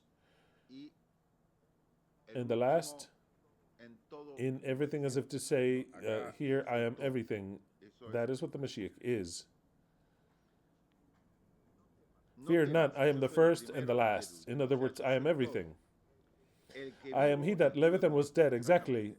He's not talking about a physical death, but a spiritual death to his beliefs. The Mashiach was dead, and very much dead. Dead in his beliefs. And it is a symbol, clearly explained in the Bible, what it is to be dead to your beliefs. He that liveth and was dead, and behold, I am alive forevermore. Amen. And have the keys, now with the message of eternal truth. Now I have eternal life because I've discovered the message that is life. That's what it's saying. And have the keys of hell and of death. Of course, he has the keys of hell and death, aside from meaning that he has the power of resurrecting, really. Taking that out, and it doesn't even mean that. It means that he has the keys of wisdom. With that key, he took you out. Or else he would not have taken you out from your dead state that you were in. You had a dead state. And he didn't take it out of you, not praying, not the Father, the Son, or the Holy Spirit, or the fucking bitch that bore you. But some guy that has the key of being able to understand things. Dead. He has the key of being able to pass you on from being a state of death to a state of alive. It's not even talking about real resurrection. It's talking about the capacity, the ability of making you understand the truth, and of showing you and demonstrating to you that you were wrong. When you would pray to Christ, when you believed that some Christ would come from heaven to look for you, all those things, who took you out of that? The guy who has the key of passing you on from the state of death to a state of being alive. In symbology, it's talking about the real changes that we suffer. And I have the keys of death and Hades. With keys, doors are open, so then the guy opens the door of knowing, the doors of true knowledge. Write the things which thou hast seen, and the things which are, and the things which shall be hereafter. The mystery of the 7 stars which thou sawest. This is a letter, like Back to the Future, written apparently by the Mashiach himself. That is a point that I want you to understand. It's very insane. It is very crazy, but it is so. Because the Mashiach, when this letter was written, the revelation, it did not exist. But Yahweh did it, made it be done so, because he knew that the Mashiach would understand it. So then, he makes it, the Mashiach write it, supposedly, which is the one that will receive this letter, but as if the Mashiach had lived in the future, he would have already received everything, and he writes all the steps down. He gives it to him, so that John writes it, to receive it by the Mashiach before being a Mashiach and understanding the things to be the Mashiach. If you did not understand that, I don't know how to make you understand, but it is equal to what happened in Back to the Future. It is as if the Mashiach was in the future. He wrote this letter. He gave it to him. He told John, write it. I'm going to receive it 2,000 years backwards. And when I receive it, I'll read it. I'll understand it. And I'll get to the point of saying, but who wrote this letter? I wrote it. The only one that can understand it is the one that wrote it. I know that it is difficult to understand this concept, but once you understand, like with the way the book begins, this is the revelation of the Mashiach. Who is given this revelation? The Mashiach is. I want you to understand that. It is not insanity when I'm presenting. It is Back to the Future, for real. This is the information. Instead of saying revelation, the apocalypse, you said the revelation, the vital information from the Mashiach, whom God gave him, to manifest unto his servants the things that must happen soon, and declared it, sending it through his angel to his servant John. So then, and later it says that has given testimony. Well, John has given testimony, blah, blah, blah, blah, blah, blah. Doesn't matter. This revelation of the apocalypse, which is called the apocalypse, revelation, develation, information given. Who gives it? The Mashiach does. But it's not that the Mashiach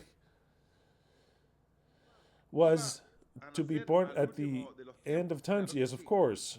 But Yahweh, in order to conceal this in a way that goes way past what's possibly capable of being understood, even by the craziest, most insane computer, makes it so that this letter makes it to figure as if it was the Mashiach himself, and sends it to himself 2,000 years backwards, so that when he reads it, at first he would not understand anything, like what happened in the movie Back to the Future, that one would read a letter, who wrote this, how could this be, and blah, blah, blah. It was clear because it had a date and all the rest, and directed to a person, but this letter, the Mashiach sees that it's for himself. In some point in time, the Mashiach sees that this letter is for himself. He always read it like it was something else, like the whole world. But when he notices that this letter is for him, he notices that this letter was written by him. It is very insane what I'm saying, but you can comprehend it. He wrote it, and he wrote it in the future to receive it now. When he notices this, he says, oh, now I understand. There are terms that are in past tense and in future and in present. Like I'll read some now. There, it starts to mean, that's why to study Revelation from that point of view that I'm showing to you, which is Back to the Future, is very interesting. It becomes crazily insane and interesting. So it says, the mystery of the 7 stars, which thou sawest in my right hand, he's explaining to John, so that he can receive it, so that Mashiach can receive it, but he wrote it by the same Mashiach. The mystery of the 7 stars which thou sawest in my right hand, and the 7 golden candlesticks. The 7 stars are the angels of the 7 churches, and the 7 candlesticks which thou sawest are the 7 churches. In other words,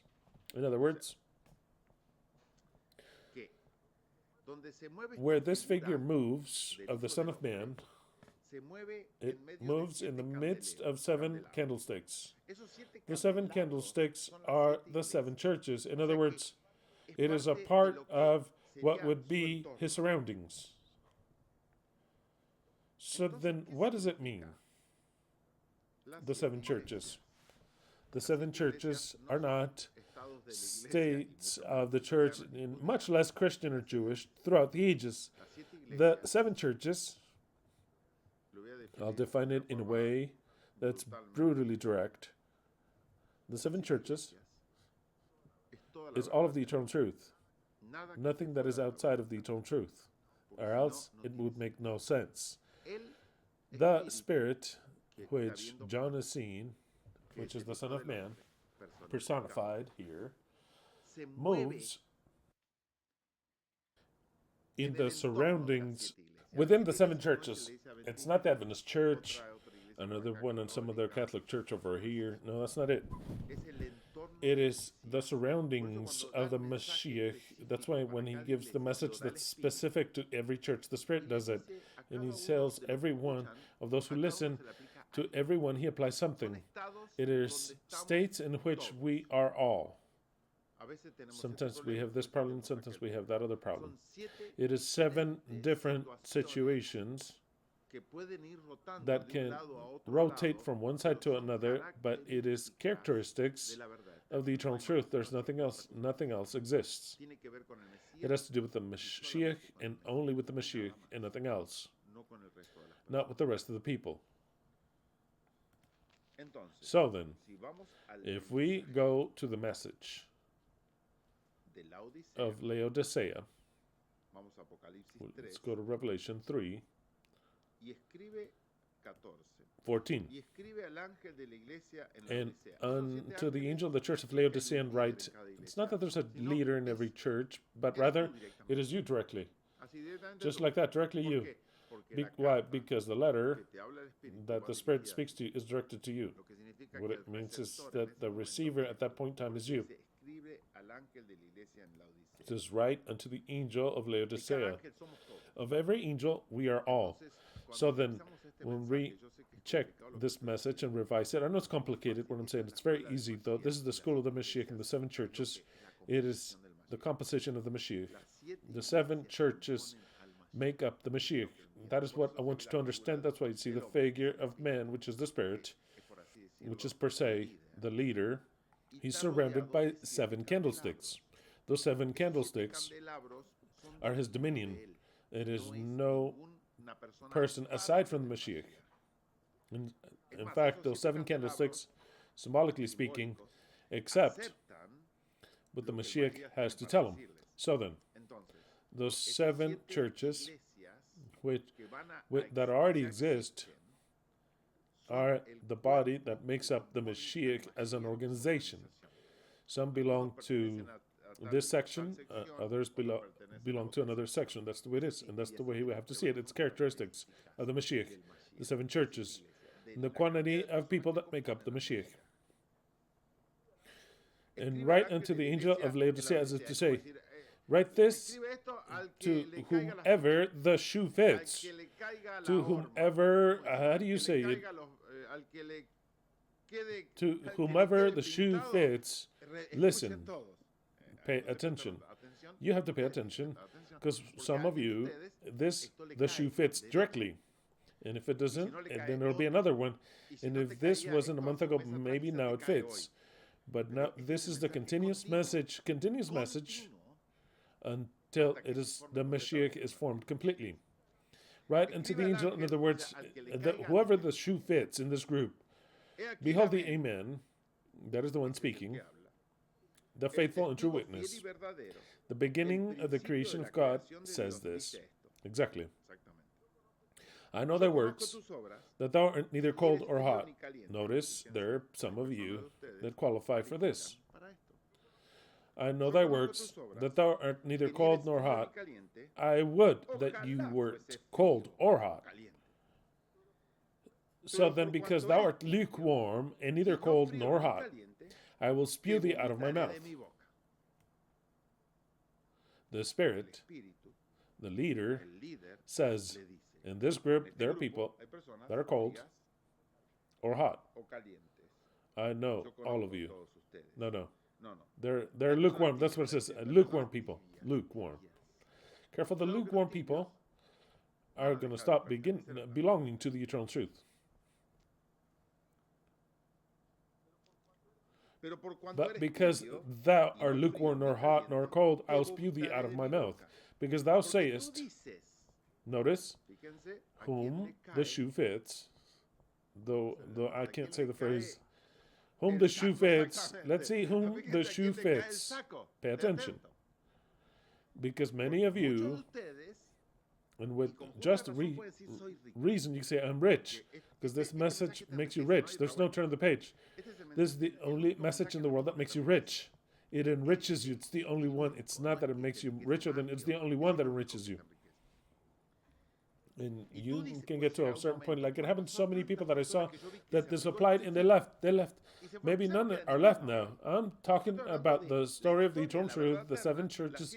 They have always been present, and many, this happened to them. I've seen it with my own eyes clearly. How did that happen to them? It's just that I did not understand how the 7 churches are simultaneous until the very last day that the Messiah is closed and it's already complete. For thou sayest, I am rich. Oh, and I learned so much here. An example, for example, many that learned with something that they learned, which was, now I see it as trash, but they learned something.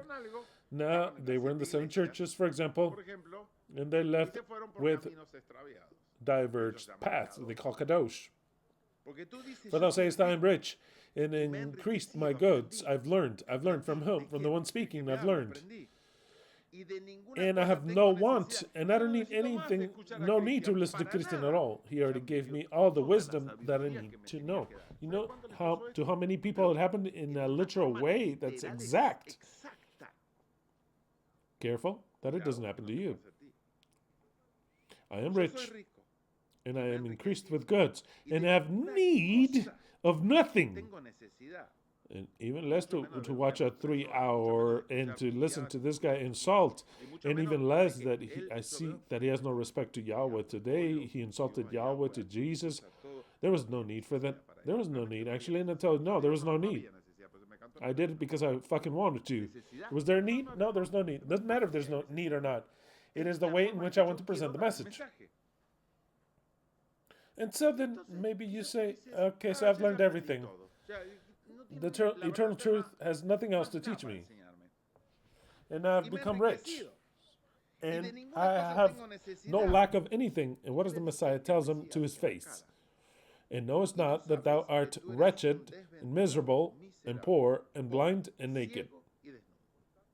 Therefore I counsel thee to study the Torah.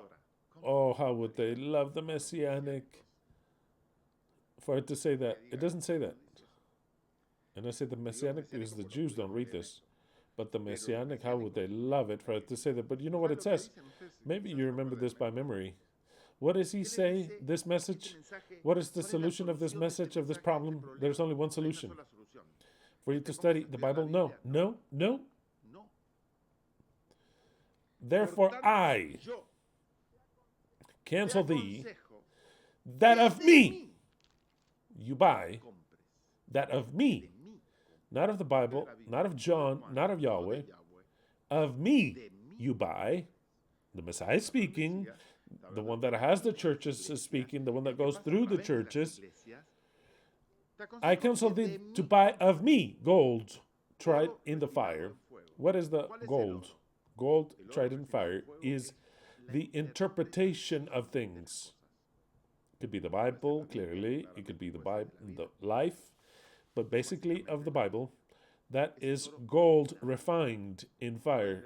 Can you read the Bible? It will be no good for you. When you find a different explanation to the Bible, Maybe you start to feel the sensation that you start to find your own richness and you start to mine and say, I have my little mind and I can get my own richness. And what does the Messiah say?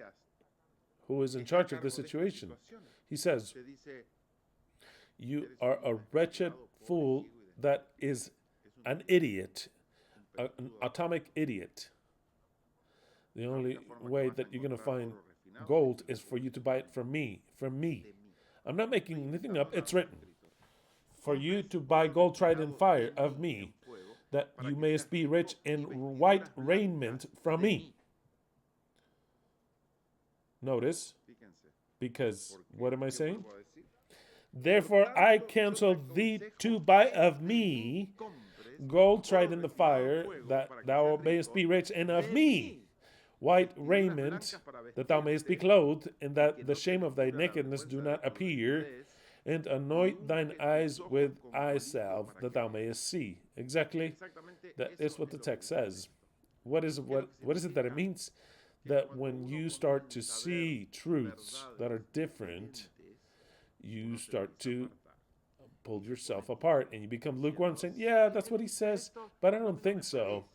I find other things to be true. Tell the truth, yeah, I think it's something else. And then you start to deviate, and that is a problem of ours. And I've seen it maybe right now. Maybe nobody has it, and maybe nobody else has it. But I've seen people during these 16 years that we've been speaking, I've seen it clearly, this problem, in a way that, of course, at first it was a lot more. Maybe now this is starting to be understood, and everyone is understanding even more the truth. And they say, I understand clearly that this will be in a different way.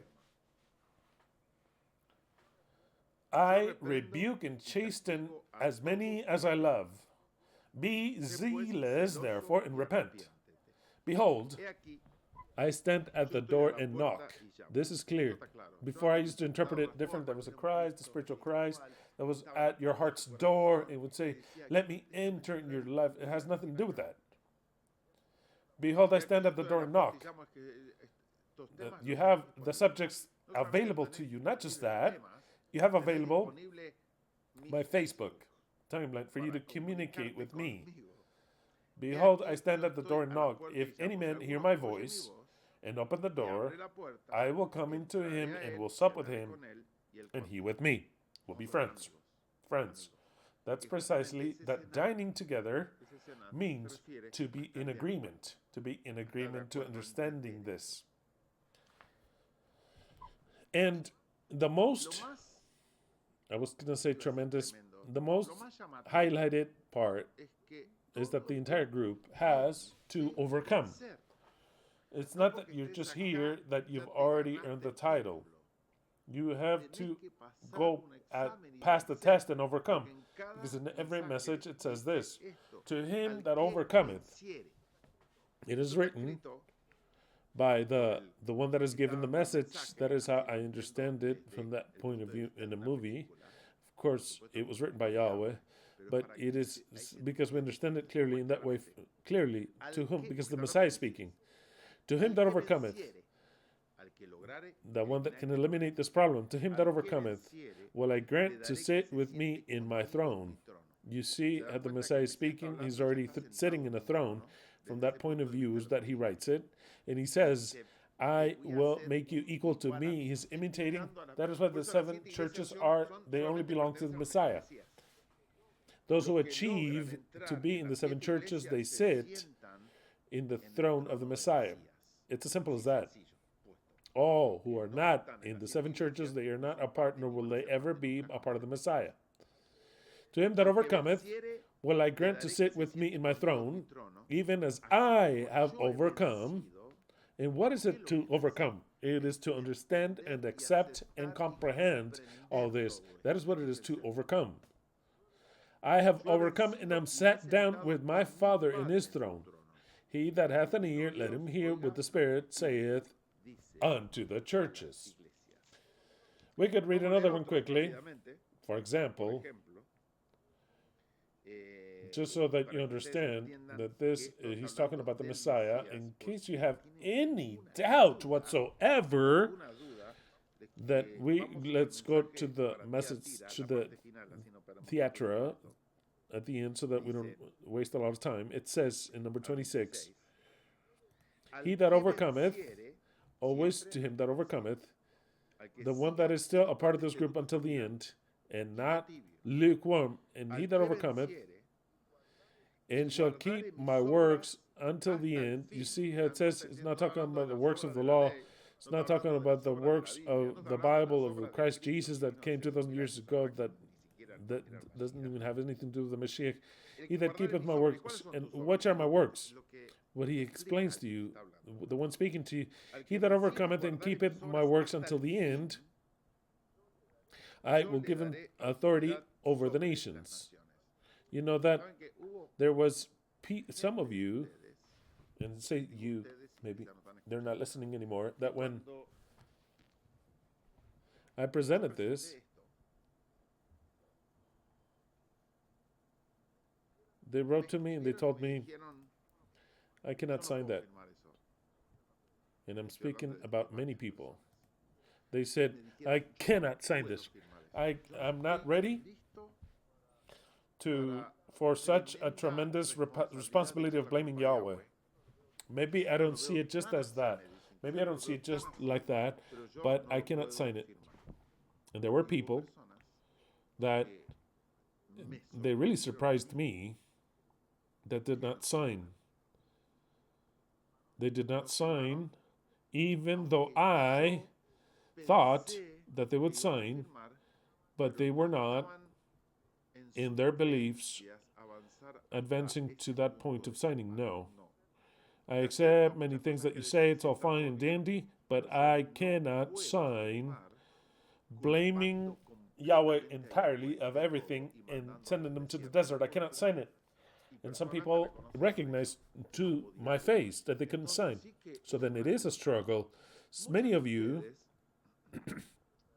and by the way, like the text says, I rebuke you because I love you. You were complete shame, literal shame, in taking such a long time. For me, I could not believe it, that having so many days, you took the time, and even to the final day or the day prior, you decided to sign. Not even could I understand in my mind. You can tell me I had a great struggle, Christian. Then, okay, you don't understand shit of what I speak. It took you many days to comprehend it?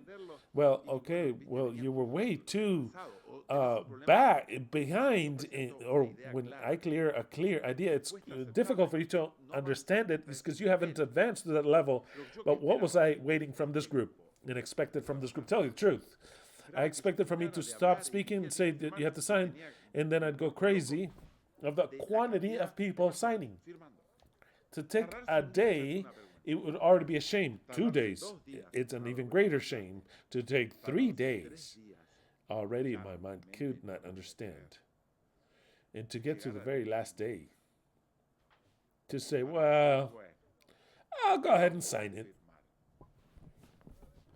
There could be 1,000 reasons in your mind, none valid. The only valid one is like the Mashiach sees it from above, saying, why did you tarry? No, because no, you have no excuse. What you thought, you did it wrong. What you thought of, you did it wrong. The command was given, or the suggestion, however you want to look at it, or not even command or suggestion. Take that out. The great and only opportunity was given to you. Opportunity of doing something.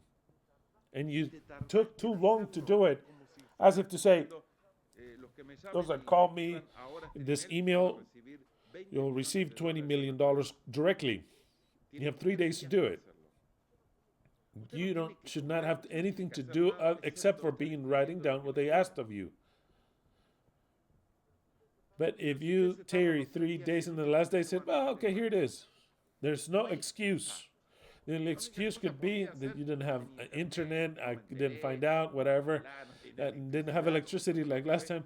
Those would be, okay, physical excuses, but excuses of saying, I could do it, but I'll delay it. I'm thinking about it. I'm going to think it over. Is it so? Wow.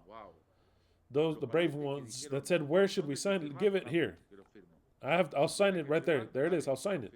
Where do I sign? Yes, I want to sign. I understand it. Those are people that are decided. Others, it takes them longer. And others that I value also, mind you, those that it was difficult, but they did sign. They're there. Their names are there. I am teaching, or else why do you want me to teach? I am teaching. If there were another opportunity of doing something else that we never know, you have to act more hot. Even hotter. The other things is the people that wrote to me saying, I cannot sign this. In my mind, I cannot comprehend it. It's incomprehensible. So then, notice whether this message is for the Messiah or not for the Messiah. You make a judgment, and it says, and to him that overcometh, and keep my works. This was one of the works. This one here. The other one was to be a judge for a judgment. He that overcometh and keepeth my works unto the end, I will give power over the nations unto him. It's not what the Messiah does, authority over the nations. Or how many people are going to have authority over the nations? And it's not just a group of messiahs here, and the other ones also come at 30, and then another one comes and says, yes, I also have authority. So then we're going to have war of a whole bunch of groups that have authority over only one world. No, there's only one group that is made up of many people that have authority. But notice what it says. He that overcometh and keepeth my works unto the end, to him will I give authority over the nations. And he shall rule them with a rod of iron, and the vessels of a potter shall they be broken to sheaves, even as I received of my Father.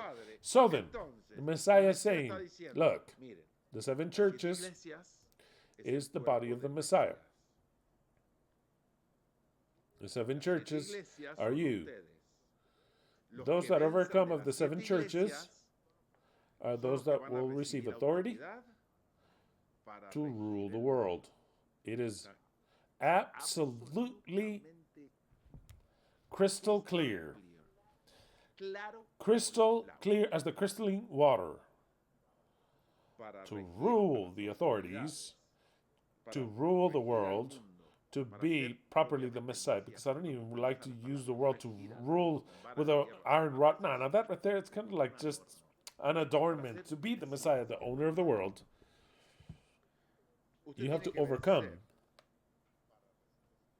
to barely then receive authority. This is not written by Yahweh for the Messiah. No. It is written by the leader of this group for the group. Because that leader of that group, which also is the Messiah, received it from his Father. And every time, because he says, well, my Father gave me this, and I give it to you. And he's speaking about the creation of this group. That is why the 7 churches are we. We make up that group. So then, once we read the problems that we have,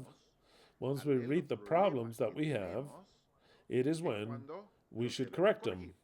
If we want to stay and triumph and overcome and receive, to be a part of the Messiah. I don't like to say to receive authority. No, I don't like that. I like to be a part of the Messiah. And that's the way it is. It's how the book of Revelation is marvelously written, like the letter of Back to the Future.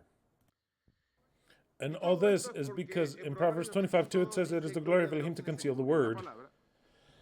Yet the honor of the king is to search out the word.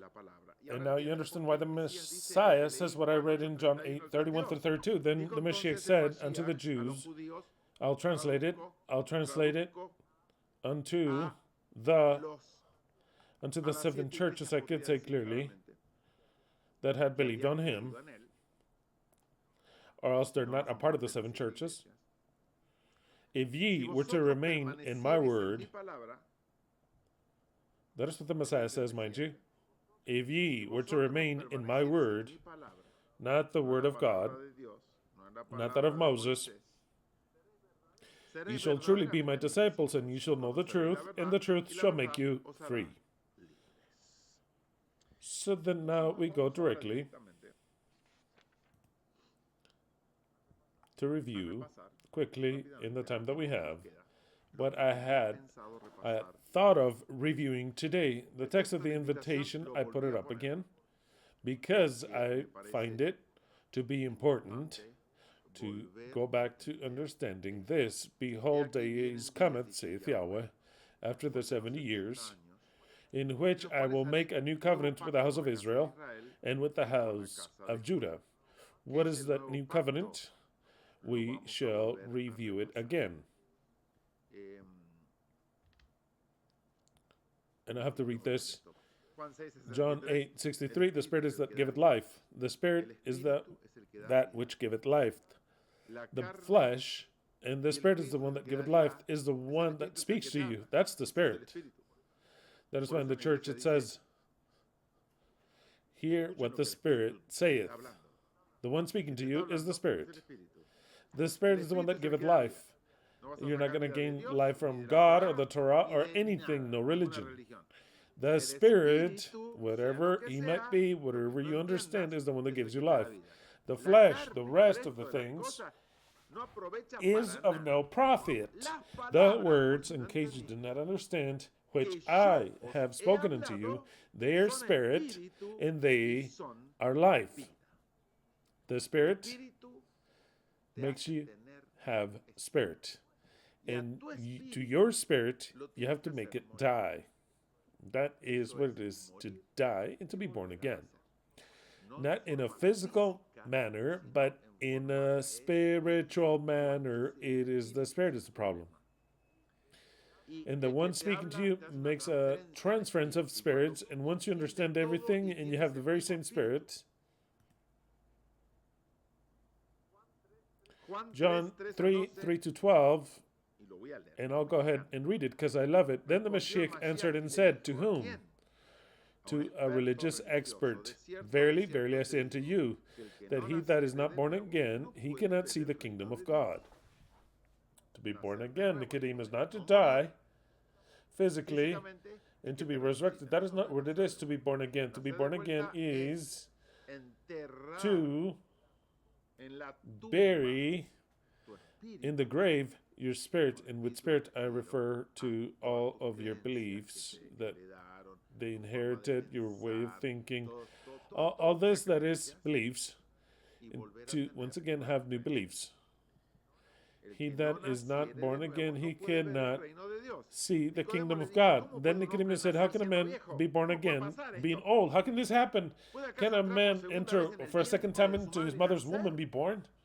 Then the Mashiach answered, verily, verily, I say unto thee, except a man be born of water and of the Spirit, he cannot enter into the kingdom of God. He cannot, because it's the kingdom of the Messiah. That which is born of the flesh is flesh. That which is born of the Spirit, spirit is. What does this mean?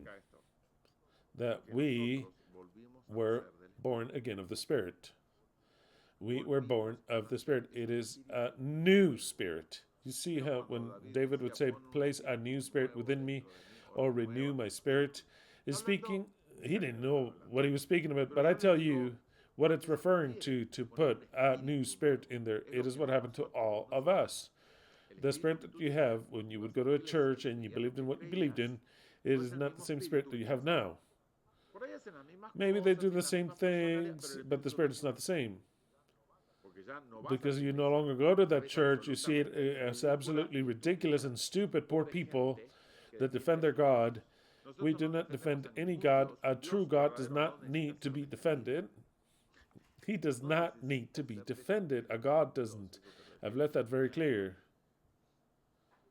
And the problem of the human beings is that they start to defend what they consider to be gods. That is why there comes a point that it says, but only lies was the inheritance of our fathers, vanity to which there is no avail. If it is men that makes himself gods, and we kill for those gods, and they're not gods, in what problem are we? That is what the people say. And I would kill for this God, and as it turned out, it was not a God. That is the problem. The Messiah, the Elohim of justice, says even because of that idiot that would defend what he wouldn't, it was a God, and he would give his life and would kill for that God, even for that person to deceive. I'm here to defend him. And how thankful are those people going to be? Infinitely thankful once you understand that it was not God. It was not the image of their God. It was not even the true God that exists. The one that saved them. And the one that have pity for them. And the one that said, no, you, even if you're wrong, even if you killed, you assassin, you bad person, evil person, you deserve to live. The gratefulness that that person, that people's going to have, you cannot even measure it. Because in your comprehension, they're going to say, I mean, I was an enemy of everything that you are and believe, that you stand for in all the situations of the world. And the actions that I did were abhorrible, and that no, you said, I am in favor of him. And that no, you said, I want to save him. And you saved me. And you explained the truth to me. You resurrected me. And you want me to live in your kingdom. You don't know what the people will feel for the Messiah, because they're going to notice that there's no God, that there was no Jesus, there was no holy person, no saint to defend them. There wasn't ever. Even those little saints that they had as saints, they need of the Messiah. When they feel like the Virgin Mary needs of the Messiah. When they know that Apostle Paul, Saint Paul, or Saint Peter, or Apostle Saint John, and Apostle Saint Luke, they are not saints. They are people that need the Messiah. Once they know that the apostles, and the apostle of the apostles, Saint Paul of Tarsus, is going to say, they cannot comprehend it, mind you. He, along with Moses, Abraham, and the rest of these clowns, Jeremiah, Isaiah, and all the rest, they're going to say, what are they going to say? Only lies was the inheritance of our fathers, and the bitch that bore him, Moses is going to say him. What a son of a bitch, Yahweh. Wow, you deceived me like a fucking idiot, and I did everything in the end of it all. You killed me. You killed me. Just like Christian said. You killed me. You sent me. You told me, look, that right there, here, fuck off. And that's it. They're going to say, only lies was the inheritance of our fathers. They're going to understand it. Because Moses has to understand that his laws were dog shit. Because you could think, no. But Moses is going to say, no, because God is righteous. No!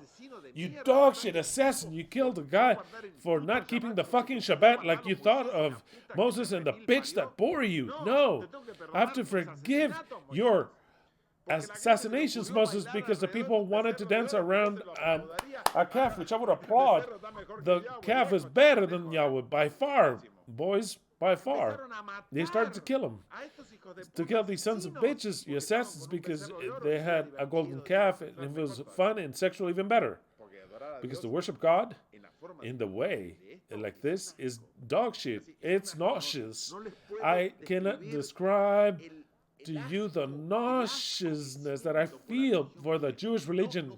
You could not start to understand when I read the Torah and the Yahweh says, go to that people, kill them, take the women, kill the children.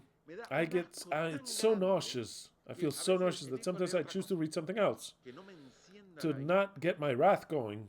Oh, the Jewish religion is a reverendous, nauseous thing. All these fucking prophets are all going to have to kneel down. I can name them all of them, and say, boys, you believed in dog shit. And yes, God would appear to them and speak to them. It was part of the deceit. No, it cannot be part of the deceit, you son of a bitch. Part of the deceit. Who would do sacrifices? You did. You deceivers also. You. Oh, but Jeremiah. Oh, but Jeremiah. Jeremiah. Shut the fuck up, Jeremiah, because you represented the beast. It was given unto you to make the nations to drink. Well, you're the beast of Babylon. I used your example to use it like the beast that Yahweh uses. You stupid idiot. You slave. Useless servant. Why useless? They're going to say, because you did what was asked of you. You useless servant. You see what it says? What's it say? What does the Mashiach say? If you do what you're told, you're a useless servant. It's difficult to understand that phrase, right? Well, all these did what was told to them. So then one raises his hand and says, not me, mind you, not me. What? Noah? Don't be a son of a bitch, Noah. You were told, Noah, I like you very much. Make a boat because I'm going to kill everyone. My cousins? Yes, your cousins. And then, yes, also. And my mother-in-law? Yes, her too. That's the way it's going to be. But you? I find you to be righteous in my eyes. The rest are perverse. They make my heart hurt. Their path is evil. They forgot about me. No one defends me. But you, Noah, you're a righteous man that I believe in. So then I want you to make a boat and you be saved. And Noah's going to say, I did what God said. Noah, you are a genocide. The first genocide of them all, you son of a bitch. Thanks to your actions, and the Bible says so, in Hebrews it says, because of the faith of Noah, he condemned the world. You son of a bitch. What was it that condemned the world? The faith of of Noah. The faith of Noah, that son of a bitch. Noah, your faith killed the world. Read it, it's in Hebrews chapter 11. Because of the faith of Noah, condemned the world. And I want, by my faith, to save the world. There's a great difference. The faith of Noah condemns the world. The faith of the Christians condemns the world. The faith of everything condemns the world. The faith of the Mashiach wants to save the entire world. The one that exists. The one that existed from before and the one that existed from the beginning. That is my faith. And nothing that is different will be in accordance with my faith. So then Noah, the son of a bitch, kneel down and say, only lies was the inheritance that even Yahweh gave me. Complete stupidity. I should not have made that boat. Just like say it. Not just no. Now we go to everyone that died that was drowned to death, and you're going to ask them to forgive you. What? Yes, or else you won't enter. You won't enter into my kingdom, every one of you. In fact, I think you're going to have to make them a house. You can work like a son of a bitch. You and your dog shit children, your wife, and your 3 dog shit daughters-in-law. All you sons of bitches, were they 7? You're going to work like sons of bitches. Because you have to give back what you destroyed. Means you're going to have to help with you, everyone. All of them. So then all who died come here. Here's Noah. By the faith of this man, you died. Yahweh's not here. We sent them into exile. Now we are the ones that are in command. Come, because Noah will ask you to forgive them. And Noah's going to... I'm sorry. It was a stupidity. I want you to say these words to come from the heart, because I'm looking at you. And I'm going to see if you feel them or not. If you don't feel them, I'm going to be terrible with you, Noah. So when I start to speak, Noah's going to say, I'm very sorry. I was a servant of my God, an idiot, a stupid servant of my God, an obedient, blind, and because of me and my faith, you died, and you drowned. And that's how we move on. We'll grab Abraham. I'll grab Lot. Oh, I'll grab all of them. I'll grab one by one. Every little Jewish soldier that ever killed other peoples, come here, you son of a bitch, come here. You killed this, and that, and this child. Now that I resurrect them all, you ask them to forgive you and explain to them that your fucking religion with your fucking God made you do that. And aside from that, we add to that your lower instincts, because I could detect that you enjoy doing it. David, come here. How many foreskins did you cut off? Well, now you, with your own hands, you're going to place back every one of them. Every one of them here, I'll give you. Yes, David, let's go, David. I'm going to sit down. Maybe you like it. If you like it, that's all fine, but doesn't matter. You're going to make the reparation of every foreskin. And until I see that that apparatus is new, you will not get out of there. And not just that, you ask him to forgive you. No, not with a happy ending. I don't know about that, Minto. I don't know about that, whatever it might be. But you will repair that apparatus. I'll give you the power manually. You cut it off manually, then you put it back manually. Then you grab the priests. All of you, come here, boys. All of the babies whose foreskin you cut off now. You are going to fix foreskins. That's how I fix the world. It's not going to be easy. I'm not saying, oh, here. What do you call that word? Dynasty is not it. That word that means that you forgive everything. It's not dynasty. Tell me the word. I'll tell it to you like an example. It is used to the immigrants. It's not an amnesty. I'm not with amnesty for all these ones that cut off foreskins. That's it. I'll forgive them. No. I'll forgive them, yes. But come and you have to put every foreskin they cut off. Is that justice or not? That's the way it is. They said, but there is no time in this life. Oh, no. Right, I have all the time in the world. Just like that, literally, I have all the time in the world.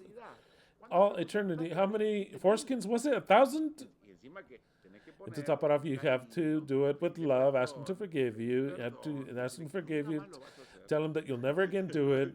I mean, right there, that'd be great. I'm going to enjoy it. A tremendous program of the Messiah into the world is coming. The world cannot even expect what is coming. The biblical idols, I'm going to bring them down. Not one sole biblical idol will be left except that of the apocalypse, the Messiah. The rest, mamma mia. I don't know. I hope you like it. I hope that until the very last one pays for it.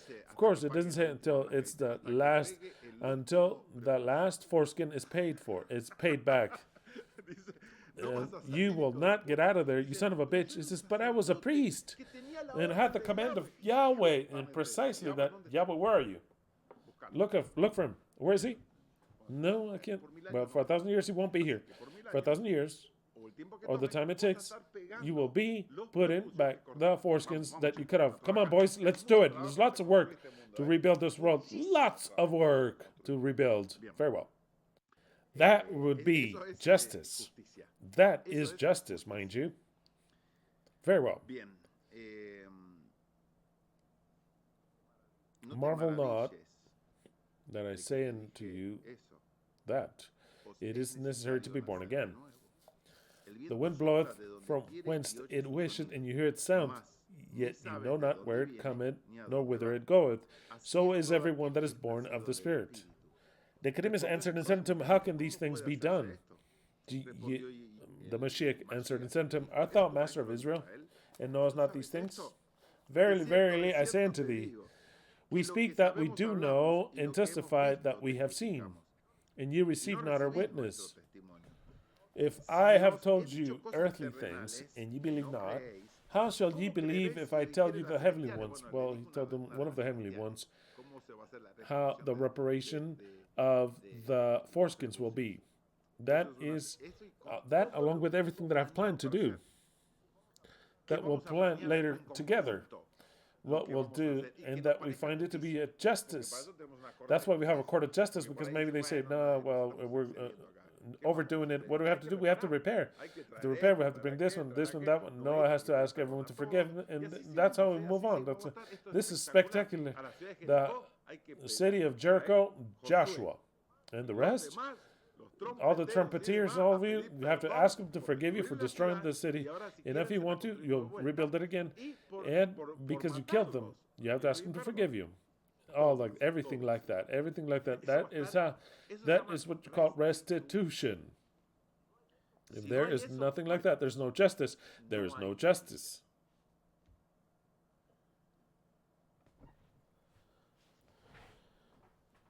Okay. I was going to talk to you about this subject, but Brian says it's my birthday. He wants to eat, and they have plans. Also, today we're going to eat linguine, made a la scarparielli. The scarpariello sauce, it's so delicious, but you have to make it delicious. I've already explained it to you last time. If you want to, I'll explain it to you once again. I'll give you the formula by memory, the way I make it. The scarpariello sauce. Try it. If you like it, for me, is spectacular. I'll give it to you in a formula here, because we've got, just imagine in the new earth. I want to learn many things that I do not know. Doesn't mean that I like them, but I want to learn because I want to know everything that humanity has discovered, invented, learned, combined. I would love it. Later I could say, no, I don't like this combination. There's no good. It's no good. But if you like it, continue to make it. Well, this combination is spectacular. Just like that, it's spectacular.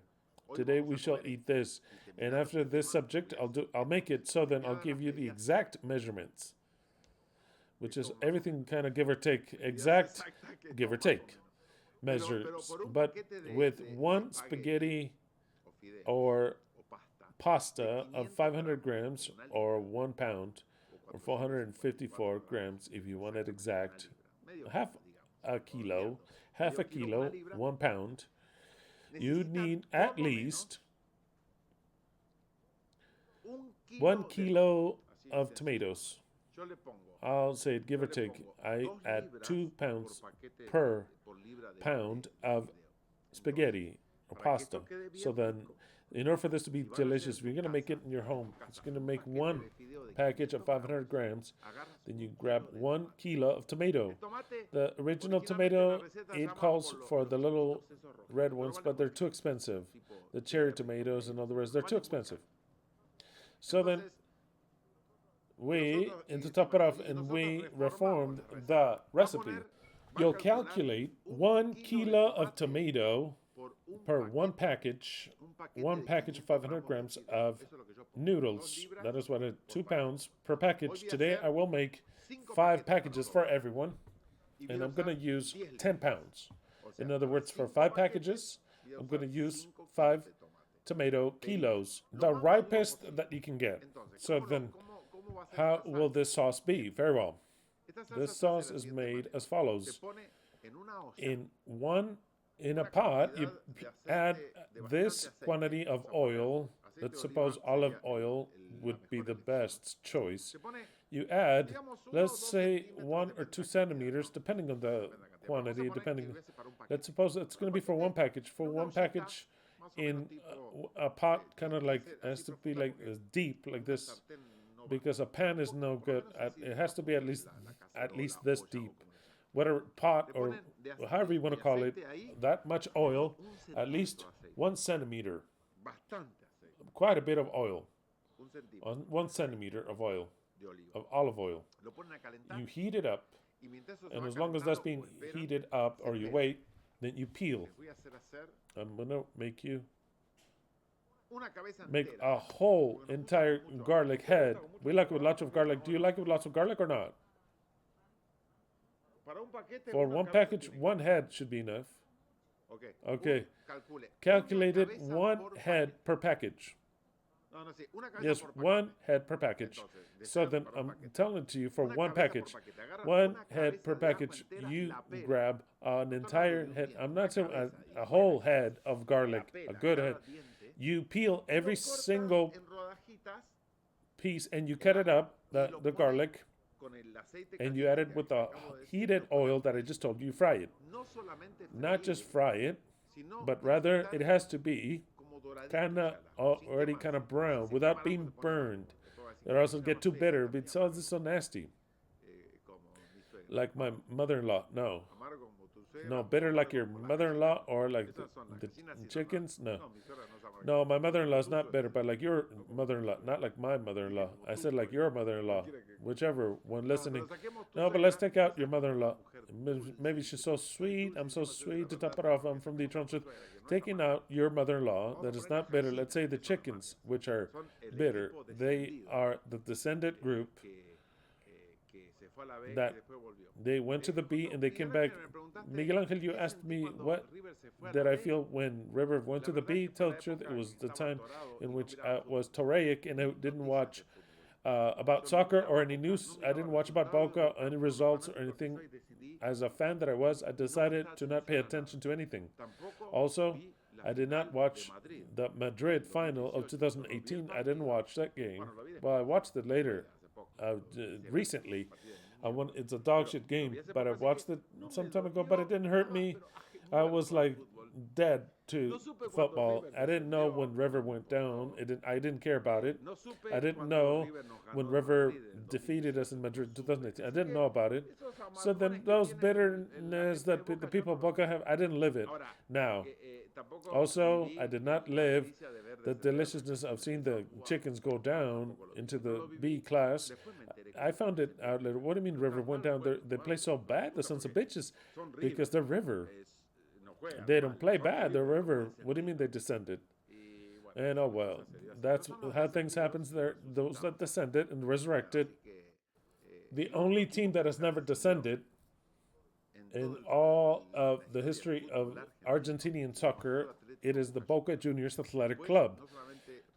Didn't always River Plate descend? All of them, they all descended after. There's only one team that has not descended ever, which is Boca Juniors. They've never descended.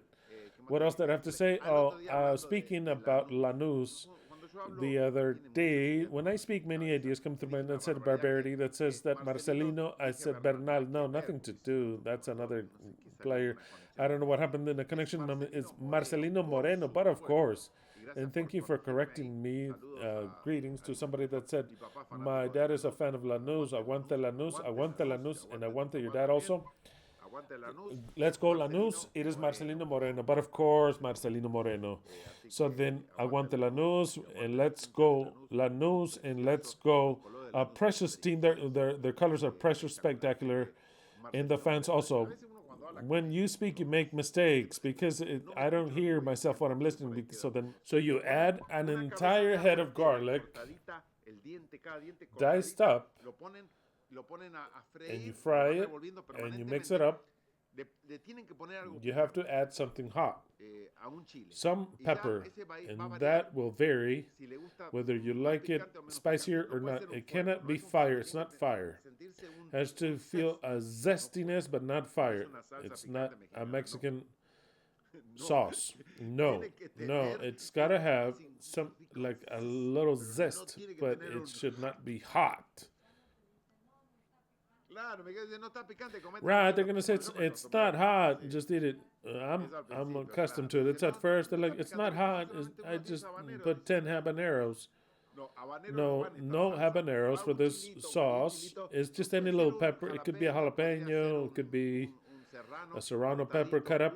One or two cut up, like with garlic, and you fry it. It's all fine. You fry it up, whatever pepper you want. A habanero would be way too hot, right? That'd be way too hot. A little tiny habanero, a cayenne pepper. Well, you have to feel the zestiness. Some Italian add pepper, and it's nice. So then they fry up the garlic with the pepper. I want you to pay attention. You fry the garlic with the pepper cut up also.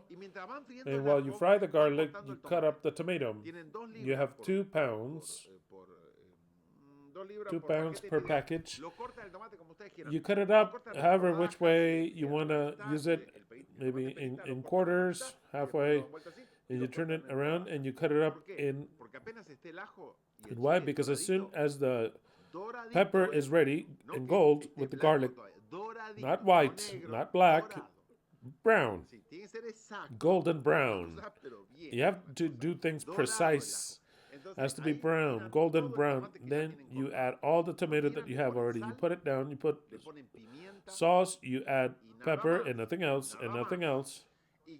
And with that, you put the fire to the maximum height, and you leave it. And with that, only you have the water boiling, because this is quickly.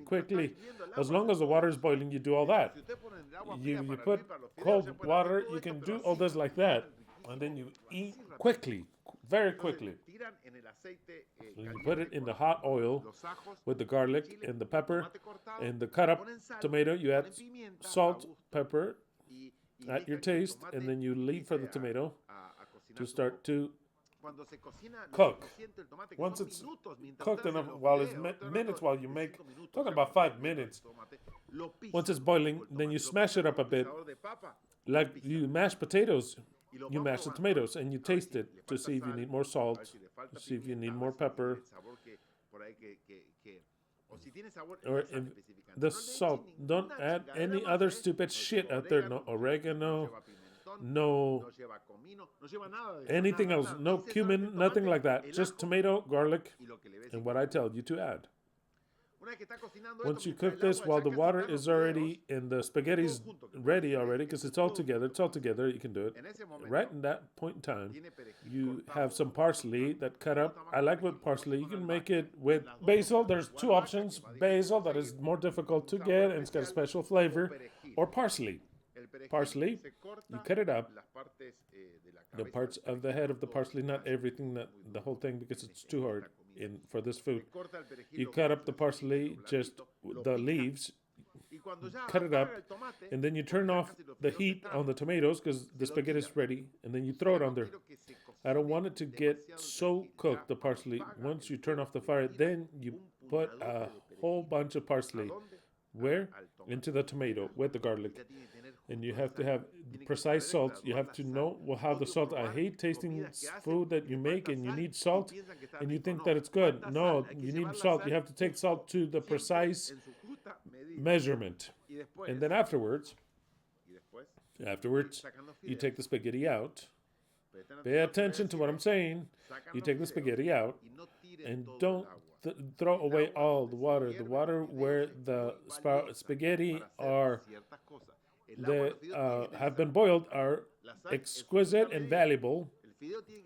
The spaghetti has to be salted by itself. If you don't add salt into the spaghetti, you'll never be able to get the right salt. You have to leave so much salt outside, but inside you'll feel that the spaghetti is bland. You don't fix it with anything. The water has to have salt, the precise salt. So then, the water with the salt of the spaghetti, when you strain it, I want you to reserve at least 1 or 2 cups of that same liquid, or the water where you boiled the spaghetti. It's a water that is delicious and it's rich with starch. And when that water with starch enters into contact with the quantity of oil that I'll tell you where, that oil that you fried everything in, and it's filled with oil. That's why I'm not saying of a little bit of oil. No, lots of oil. Because that oil will make an emulsion. Not that you're going to eat oily, no. You're not even going to notice the oil. But the oil has to be there. Once you have the spaghetti out of the water, you reserve 2 cups of water. Maybe you might use 1. You'll see you have the tomato boiling right there, and you added parsley. And aside from that, you have parsley aside from that on top. When you serve it, you turn on again the fire, either of the spaghetti pot that's empty or the tomato sauce, whichever one. Let me see of the 2 things. But what I want is that the lit fire, the sauce with the garlic, in other words, it's not salsa. Descarpariello. To that, I want to throw the spaghetti.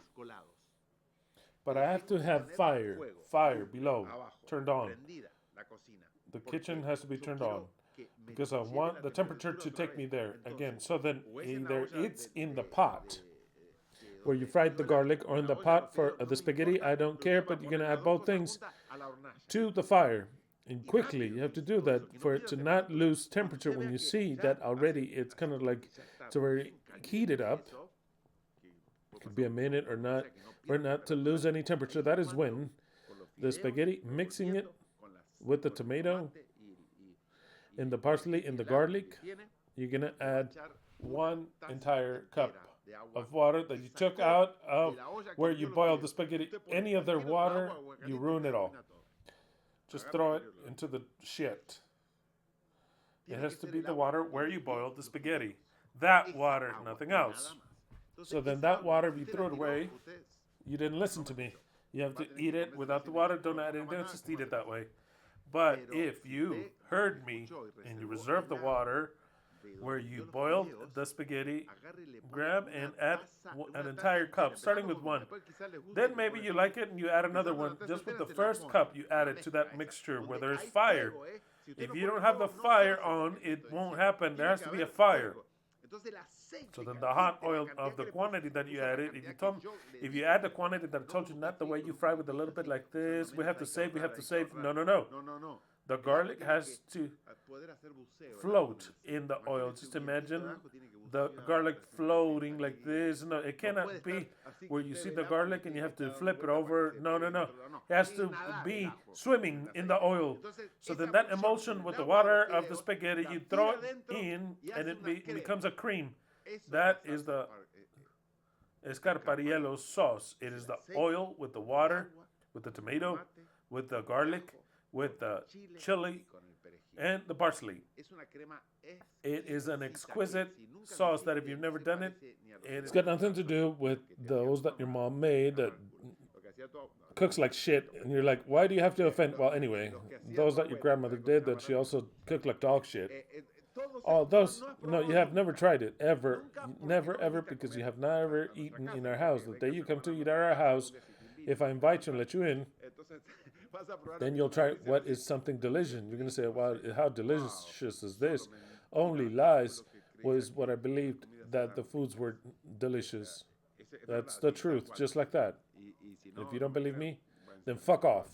But anyway, you're going to try delicious food. Delicious food. And you're going to say, oh, wow, that's the way it is. Yes, that's the way it is. That's how you have to have it delicious like that. So then once it's that way, just a little minute, when the water disappeared and it's all mixed in the sauce, you don't see the oil, the water, because it's all Ekhad, it all became Ekhad. It became an Ekhad. Then you can turn it off. You serve it on a plate and you add a little bit of parsley and cheese, Parmesano, Argentinian Parmesan cheese. If you have a friend who's Saeed that sends you, if you don't have it, then get fucked. Whatever cheese you find, some dog shit cheese, and you add the cheese that you can achieve.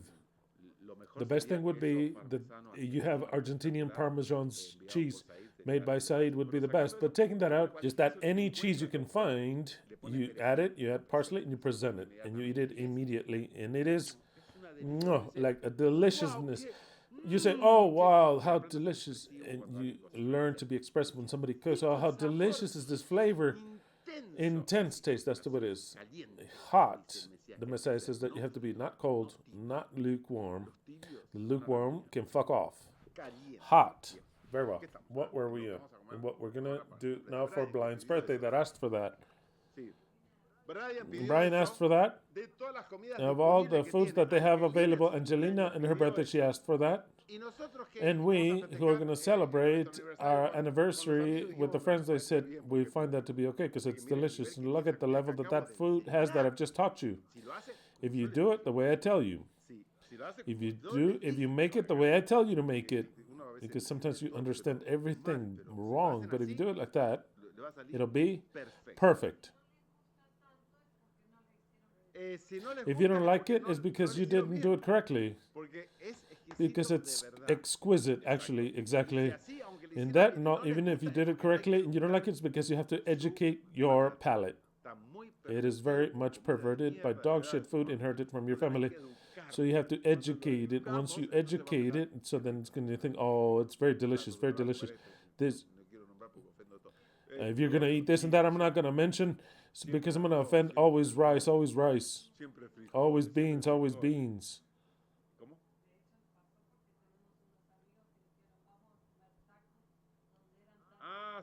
Oh, yeah, that happens. It happens all the time. It happens all the time. Yes. When you stop eating the things that you find delicious after you get accustomed to eat things that are delicious, you go back to the old. You say, if you had something more delicious, right? You go back to the old and you say, wow, that is what I liked before. It could turn back. You can turn in for you to eat dog shit all the time. Once you eat something that is really delicious, oh, how delicious. This is such a delicacy. It could happen, but not in this house. Here, you're always going to find that what you ate before was actual dog shit. Just like the religion that you went to. Just like the doctrine that you believed in. It also reflects itself in the food. It's all like that. Very well.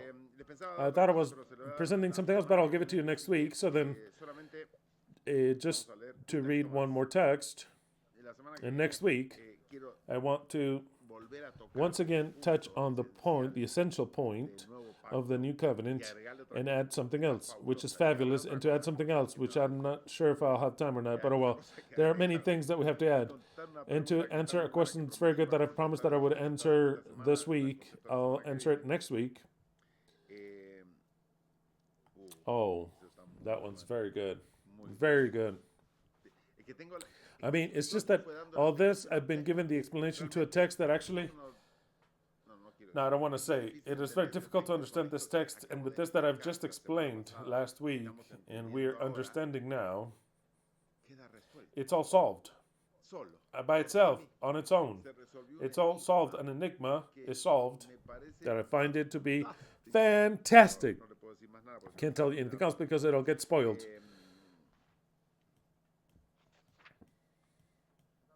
Psalm 78, 1 through 2. Hear, O my people, my law, and hearken your ears unto the words of my mouth. I shall open my mouth in proverbs. I shall speak things hidden from ancient times. Semper Fi. The destiny is written. The end is inevitable. Let the laurels be eternal that we knew how to achieve. Crowned with glory, let us live. Or we swear with glory to die. An applause for this school that contains the 7 churches of the Revelation, which are the ones that form the Messiah.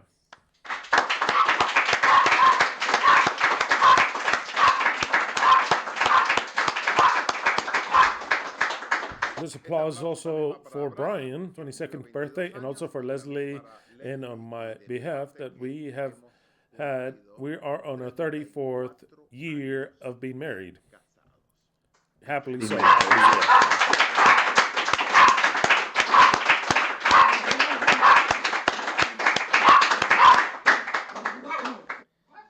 Long live the Mashiach, long live the Son of Elohim, and may soon all these things be fulfilled. I believe personally that it looks like it goes for this date, but I don't know.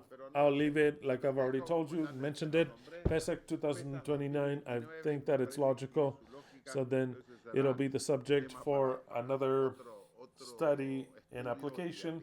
I will ask you to give like to this video. Don't be lukewarm. I'll also ask you that you stop being lukewarm and comment in the video.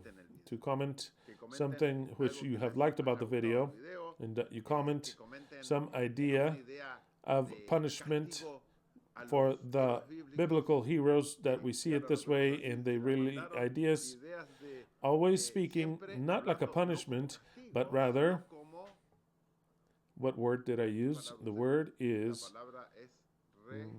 to re-establish what they did. Restitution. That is the word. Restitution. And precisely a text that we'll read has to do with restitution. It has to do with restitution. So then, leave your lukewarmness behind and comment. It costs nothing. It makes our hearts jump with joy to read your comments and your likes. We'll meet again next Shabbat. Aguante Boca, let's go Boca. We won by miracle yesterday, by miracle. but we played with a line of 4. Gago. Behind, then the midfield and the other disaster, but at least we played with a line of 4 behind. And voila, they didn't score on us. We played with a line of 4. Let the team get better. Aguante Boca, let's go Boca. This Wednesday, we'll play for Copa Libertadores. We played yesterday, and this Wednesday we play for Copa Libertadores.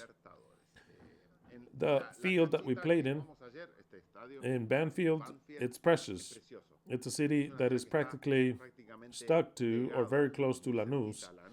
And one of Leslie's uncles had a house in Lanús. And pardon me, Leslie from Lanús had a house in Banfield. And many times when we were boyfriend and girlfriend, and even when we were married, we'd go to the house of Banfield to eat there. A spectacular, the aunt is the sister of the mom, spectacular. Aunt Martha, she was married to a person whose name is Andres that already died, another excellent, spectacular guy. Nothing religious or nothing, but Andres, who already passed away, and Aunt Martha, spectacular, divine people.